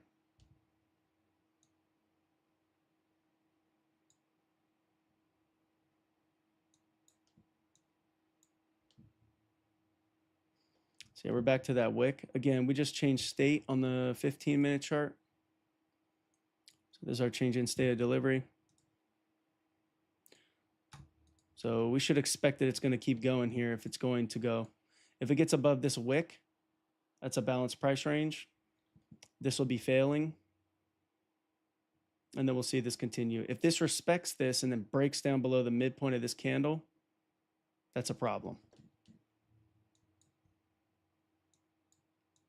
Yeah, I'm assuming that this guy is a positive influence. He's buddy-buddy with Trump. So I think that that is going to be a sentiment that is worthwhile to keep in mind. So let's see what happens. Very curious to see how this closes in 1 minute. We don't want to see it respect this midpoint of this fair value gap, or this wick in here. We don't want to see that respected.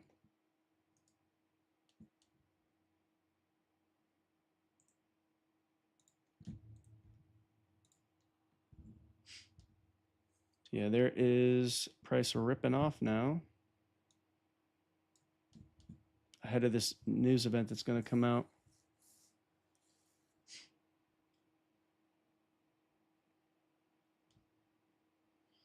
So yeah, we want to see very strong continued support in here above this regular trading hours gap.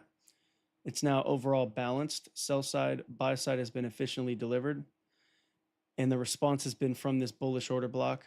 Overall all-time high logic as we continue to push price higher. The fair value gap in here that would have promoted continued downside has now failed.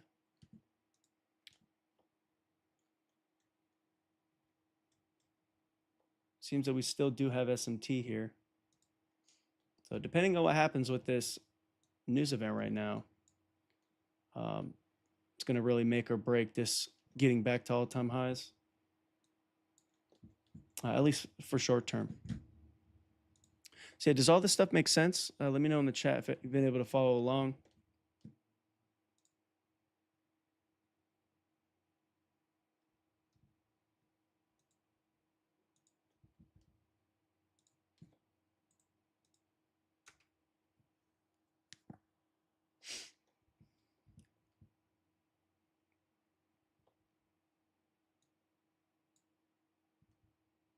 Okay, so here comes 7 o'clock.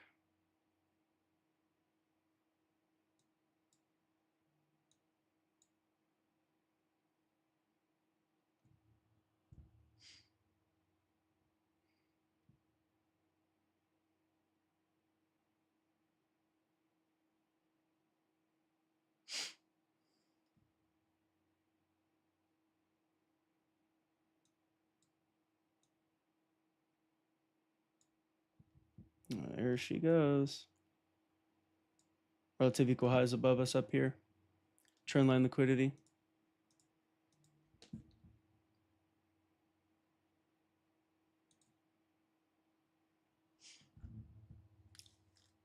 It's a beautiful little run right there.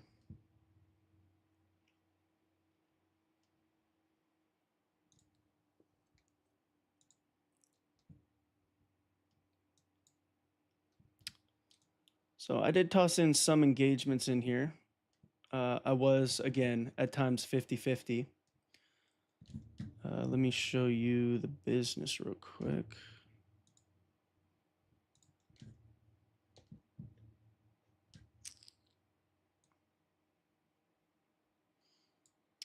Okay, so this in here, okay.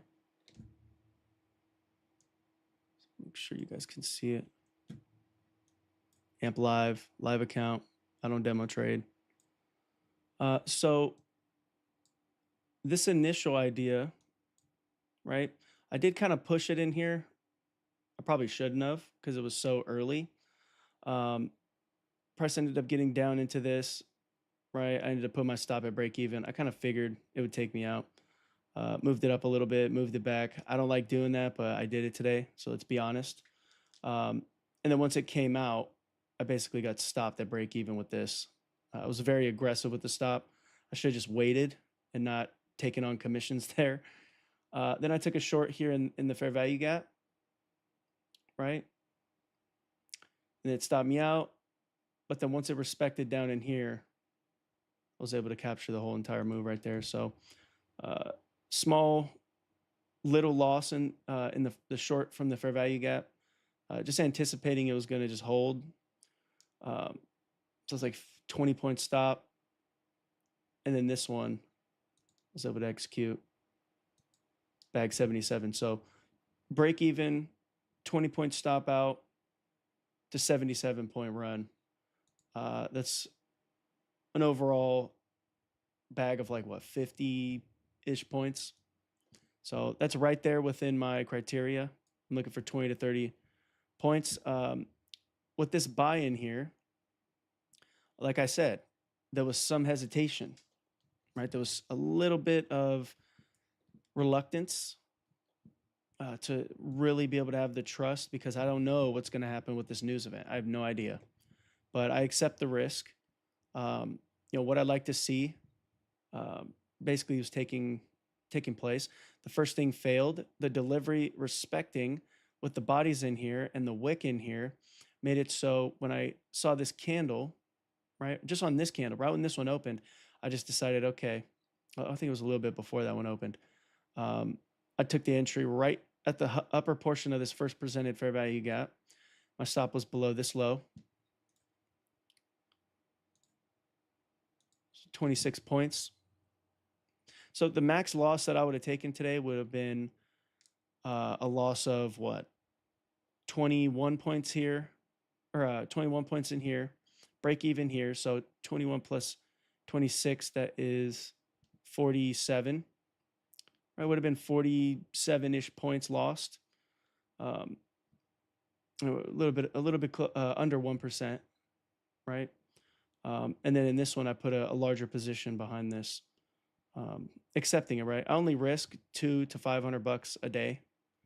So I don't really do a lot. I don't look for a whole lot.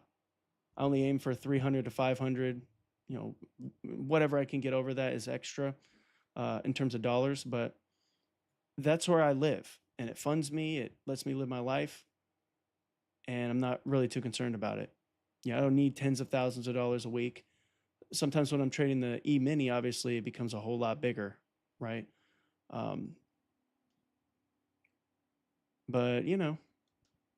kind of just some of the inside baseball, how I look at things and my goals and whatnot, and kind of what happened in here with my mindset. Mind you, I'm not here to put you in trades. That's not my objective. I'm not a financial advisor, and if you get messed up, I don't want you to have any excuse, especially if you make the mistake or you don't hold on to something long enough, or you just don't execute, right? I don't want you to have any excuse. Oh, well, I just listened to him. I give you the baseline of what I want to see price do, and you figure out whether you're comfortable with taking the trade or not. That's not like most of these people on the internet, but it is pretty much the same way that ICT does things. He doesn't put you in trades. He never has. He's done it a little bit here and there. But again, you don't want to have any excuses. What matters most is what allowed me to want to execute this trade. And also the thinking, the honesty, right? Like I was not 100% sure if this was something that I could have trusted. But again, I laid out the fact that order blocks are being held. We had the Dow running higher. There was a decoupled market. We do have this up here, right? The balanced price range. I said specifically that if this creates the balanced price range, we should be able to see it continue to go up. And if you took that information and you trusted the balanced price range, which again, if you guys don't know balanced price ranges, I talk about them all the time. So if you want to learn that concept or anything, related to it, obviously, I'm one resource. I don't hold back. I give you guys all the details, and I do this every single week and every day in my private group, and they can attest to how often we're correct and whether this stuff works or not. But if that's something that you want to be a part of in terms of this community, you can always show up every week. I promise you, you will get value. It's undeniable at this point. I've been doing this for what, 3.5 years now on YouTube, going on 4. In what in July of this year, it's gonna be 4 years that I've been mentoring people one-on-one. So I know what's going on.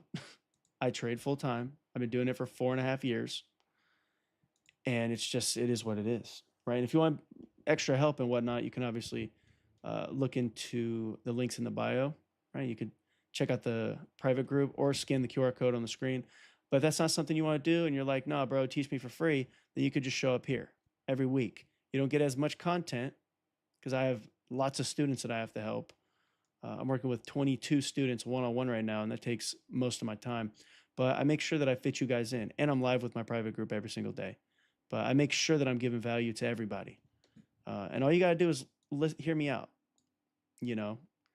and, I'm pretty sure you'll be pleasantly surprised that your time is well spent here.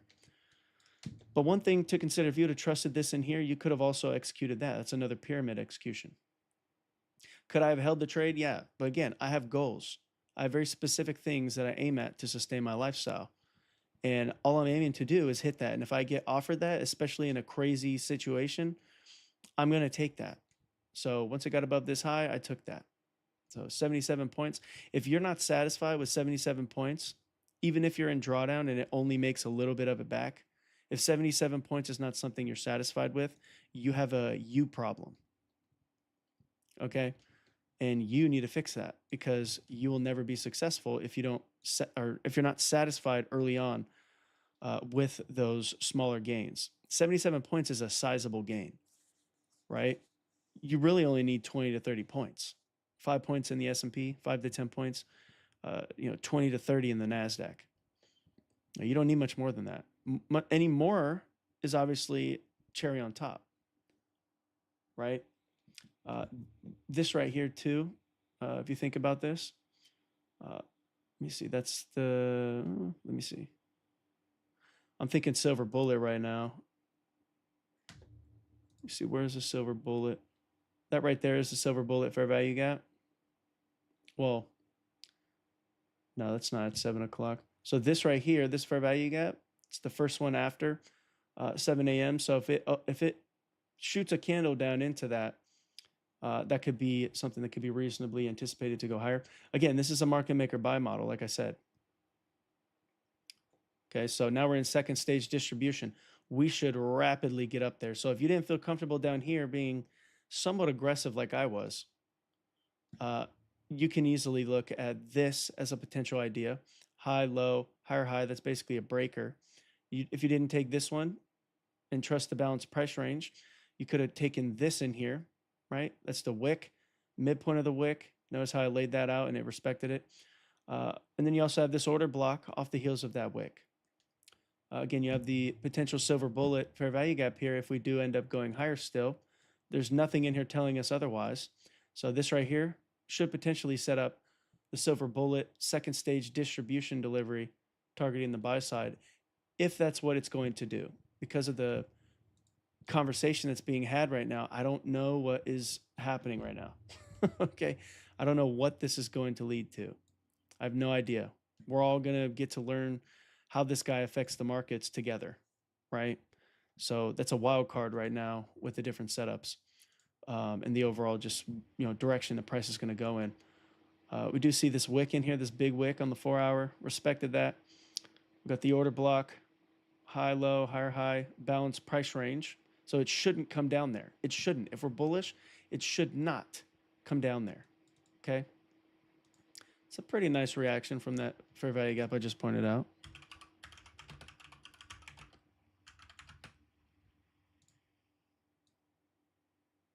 Okay. So again, I just laid out multiple scenarios. Think about this too. Those of you that have been with me throughout this entire call, we literally mapped out the short positions. I didn't participate because I was going to trade after 6:30, but I told you guys what it was going to do, and it did it. I told you where it would potentially stop, right at the 50% of this. I told you the initial target, which was London's low. So we targeted that, and that got fulfilled. I told you how the open price is probably going to deliver. It's probably going to whip up and then smash them, or smash them first and then rally. But overall, it may look to continue to go higher at some point. I said that when it takes this out, we can expect it to go a little bit deeper, right? Depending on how it was to smash through the fair value gap in here, which was a previous first presented. It broke through it and then accelerated again, offering another inversion opportunity. Then we talked about this in here, right? I wanted to watch this. I wanted to see this overtaken. But I went a little bit aggressive and saw these order blocks in here. Chose to take that trade, 20-point stop, accepting the risk. Then it expanded. All right, we have another fair value gap in here, right? That's an inversion of the previous fair value gap here from Monday, from yesterday.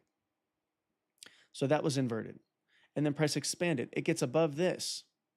That's a balanced price range, like I said a second ago.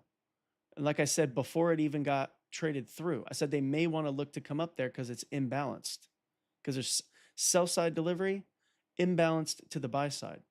Then I just talked about this being a potential idea. Then I just talked about this being a potential idea for silver bullet. Then I just talked about this being a breaker opportunity, midpoint of the fair value gap. So you can see that there's multiple setups, and whatever you're comfortable with, you know, you want to gravitate to, right? And study. But we literally this morning, for those of you that may be late, that may watch, may watch the replay or whatever, you'll probably know this, but we literally mapped out from the start of the day what it could potentially do to the sell side, the different things that could throw it off, the things that I was uncertain about, moves that were offered down into this, the high resistance delivery we characterized it as, which it was. Then the open came out, right? So we talked about this short happening from the breaker, talked about this short happening from this breaker and an order block and the fair value gap. Midpoint of this being a balanced price range, right? With the buy side and sell side. Told you guys it shouldn't go up through that. Talked about these being extra potential executions, respecting the wicks, right? Bodies continuing to respect going lower. And then we talked about all of this going to the buy side. So I don't know how much more precise and clear it has to be for the content to prove it and speak for itself, right? The only thing that's left is me putting you into trades, and I've already told you I'm not going to do that. I'm not a financial advisor, and if you get screwed up and you want to sue me because I'm telling you to get into trades that sometimes will fail, I'm just not willing to take that risk with anybody on the internet, and you shouldn't either if you do decide to teach later. That's why ICT does things the way that he does them. These people that are on social media that act as signal providers, who don't give risk disclosures, who claim 100% and all these other things, these high crazy win rates and whatnot, and can't prove it. They only show after the fact, or the ones that are going live telling you to get in trades. They're a lawsuit waiting to happen. And I refuse to be a part of that equation. So, what I do is enough. I teach you guys enough, and it's proven by students who are succeeding with this stuff. But overall, I get you right to the water, and if you pay attention, you stick around long enough, you understand price. And then whatever the narrative is, if you have your own model, which you have to have, I teach different models, obviously, but you want to have a model that you're solidified with. And once you have that, and we're talking about narrative, we're talking about bias, we're going through all these things, being correct all the time, most of the time, you could put two and two together, and take yourself the rest of the way. Because profitability is not determined by whoever's teaching you. You could learn from the best of the best. I think I'm pretty good. People learn from ICT as well, right? And he's really good too, obviously. He's a creator of smart money concepts. But if you don't carry it the rest of the way, if you don't do the work, it doesn't matter what you learn, right? If you're not going to manage your risk properly, take good advice, fix the areas in your mindset that are, disjointed and need improvement, you're gonna have issues no matter who you learn from. But again, hopefully all this stuff was insightful today. I'm still keeping my eyes on this silver bullet right here. If I didn't take a trade down here or right in this wick, I would have taken one in there. But again, that's just me. That's not an encouragement to take a trade. It's just my opinion. I think that we will end up getting above this. Seems like the guide being positive for the markets is obviously already manifesting. All right, we got low, high, failure swing. This is a mitigation block right here. Continuation. So yeah, again, hopefully you guys got some value from today. I see many people dropped off. It's interesting once I start talking about reality. But yeah, hopefully you guys got value from today. Let me know if you guys need anything. But I think we will go ahead and bring this to a close. We've already been live for 2 hours, and we called out multiple sells, multiple buys, at least pointed to the sells. I didn't take them. And then, of course, the buy positions. I was aggressive down here, took that one. But again, I laid out all of this. And if you trust the analysis, not because of me, because you understand what's being told to you, you should have been able to see that there was things that you could have trusted as well. Unless this stuff is all outside of your model, right? If you don't, if you're not comfortable with these types of things, if trading continuations is not your thing, if you want to catch the exact turning points, maybe there's less opportunity there, but over time that'll adjust. You'll get more comfortable with market logic executions where, the market does these quirky little things like respects the wicks, order blocks up to the 50%, breakers that form as continuation, mitigation blocks that form, whatever your PD arrays are, you could see all of them in continuation too. Whatever model too has continuations as well. So yeah, but all I could say is stick around if you get value from the content. One of these days, I'm in the next couple of years. Depends on what takes place, but I may not be public all the time forever. I may just ride off into the sunset at some point. But for now, I can't see when that would be the case. But if you get value from this stuff, I encourage you to stick around because not many people do it like we do. And that's not to brag, that's just reality. And I prove it, so I can say this, in terms of the accuracy, right? Because I'm not saying you'll be profitable by following me. I'm not saying you won't be profitable, right? But I do have stuff that gives you clarity. And I'm not a rocket scientist. I'm very simplistic. And I try to simplify everything when I can. But this is the markets, right? It's high risk. It's complex at its core. It's an algorithm.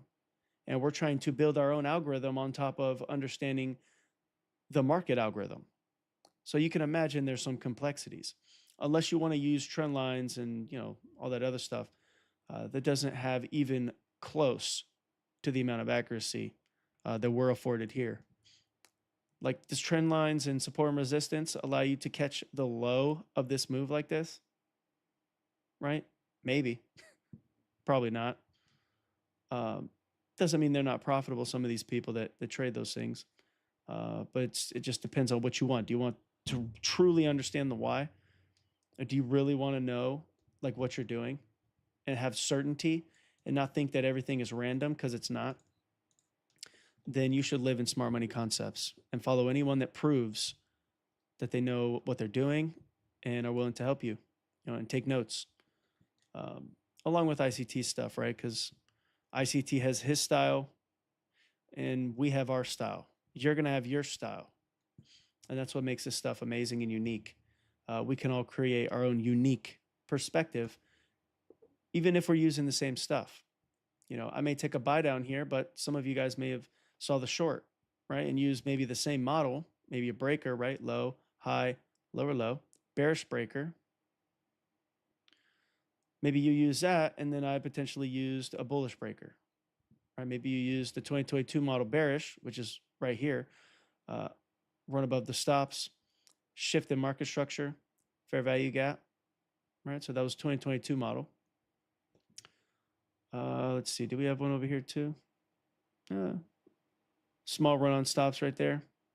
Previous candle was swept, that's a stop run. Displacement, shift in market structure, fair value gap. Maybe you saw the stop run and an order block. That's all you need, right, with the fair value gap. Maybe you wanted to see a couple of changes in state, right? 1, 2, 3 changes in state. Maybe that's when you felt comfortable and you executed here on the inversion, right? Maybe you use this, right? Well, it didn't really get up into that as an inversion, but inversions are everywhere. Breakers are everywhere. All these concepts are everywhere at all times. It just depends on what you gravitate to, and you can build a unique model around that. And I help you guys do that, especially those in my private group that I work one-on-one with. It's just a perk of having a mentor that can have that can offer that. It answers a lot of questions. So again, if you guys are interested in that, definitely look at the link in the bio. Or you could DM me and we could talk about it. Or you could just stay here on YouTube. I don't need the money. Okay, trust me. But I do, if I'm going to spend my time on people, I'm going to need the actual serious people. I'm not going to waste my time. Otherwise, I just won't do it. I'm here to help. I have a goal of helping at least 500 people. And, I only want serious people. And obviously you need some type of filter because free just doesn't cut it. Unless you're just on YouTube, which I do that too, right? But I'm not going to work one-on-one, right? I'll answer questions in DM and whatnot. I don't ever leave anyone hanging. But I need serious people. I taught for a year for free, and it was just absolute shit show. I was more stressed out teaching than I was in my trading. And that's when I knew like I have to do something because I want to help people. I want to tell everybody about this stuff, because it really does help improve your quality of life when you do this stuff correctly. But it can also damage you if you do it incorrectly. And you can waste time and money, and it's just a brutal situation. So I'm trying to do my best to, help anyone that I can to not face that, because I had to face that. I lost $30-something thousand in the first year, all my savings, everything. And I had a kid coming. I mean, it was a shit show. And I wish that at that time I had someone that does what I do, that does what ICT does, right? At that time, I didn't know ICT. I didn't, I had good mentors, but I didn't have anyone that I could reach out to that had the answers. I would have to find them on my own. And there's nothing wrong with that, but we're in 2026, right? We want things to happen a little bit quicker, right? If there's a way to do it, we want to get those resources. And that's why I offer what I offer, just to help, right? Some people, it helps, and some people it doesn't. Maybe, some people, the way that things are taught here doesn't mesh, and that's totally fine. There's other people to listen to, right? Same thing with ICT's concepts, just in general, like from him as the teacher. He doesn't resonate with everyone. ICT himself has also said that some of his students are going to learn and become pillars in the market, in the industry, and maybe them explaining it to you will resonate. And if they're a purist and they prove it, they're worth listening to. And I hope that this channel, and those of you that spend time with me, on a regular basis, can confidently say that, this community and my teaching style and the things that you learn here fit that description, right? Because I definitely try my best to pull all of you up, whether you're here on YouTube, talking to me on DMs, or in my private group. So yeah, I intend to continue that until I choose not to. But again, just keep showing up. Hopefully you guys learned some stuff from today. I will leave you guys with this here. Watch this order block here. Move to the 5-minute. High, low, higher, high. This is a breaker. So this is still being closed above. So does this prove to you that price is going to want to go lower here? Has it violated really any PD arrays in here? I would say it hasn't. So until that starts to be violated, right, like this inverts, maybe, we get down below, this level over here. Maybe it respects this, right? Say it on this candle respects this midpoint of this up candle, and then it displaces lower. We are at the upper portion of the new week opening gap, so it's kind of having a reluctance. But I would say that if this 5-minute chart breaks above this candle, that's another change in state, and I think that would be enough to ride us up through the buy side. We have kind of purged the early short sellers from earlier,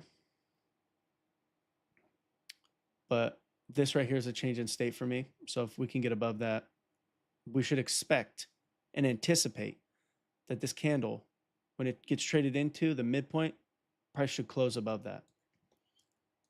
Clearly the silver bullet overall delivery kind of went against it. Whoops. So it's definitely something that gives you some pause. You'd have to wait for what I just mentioned, right? So we got stop run. We got early change in state. But I would like to see at least this one. And let's get back above that fair value gap, reclaim it, and then we'll continue to go. And this is a market maker buy model. So this high to that low, 50%, we could tag it, but we don't want to close below it.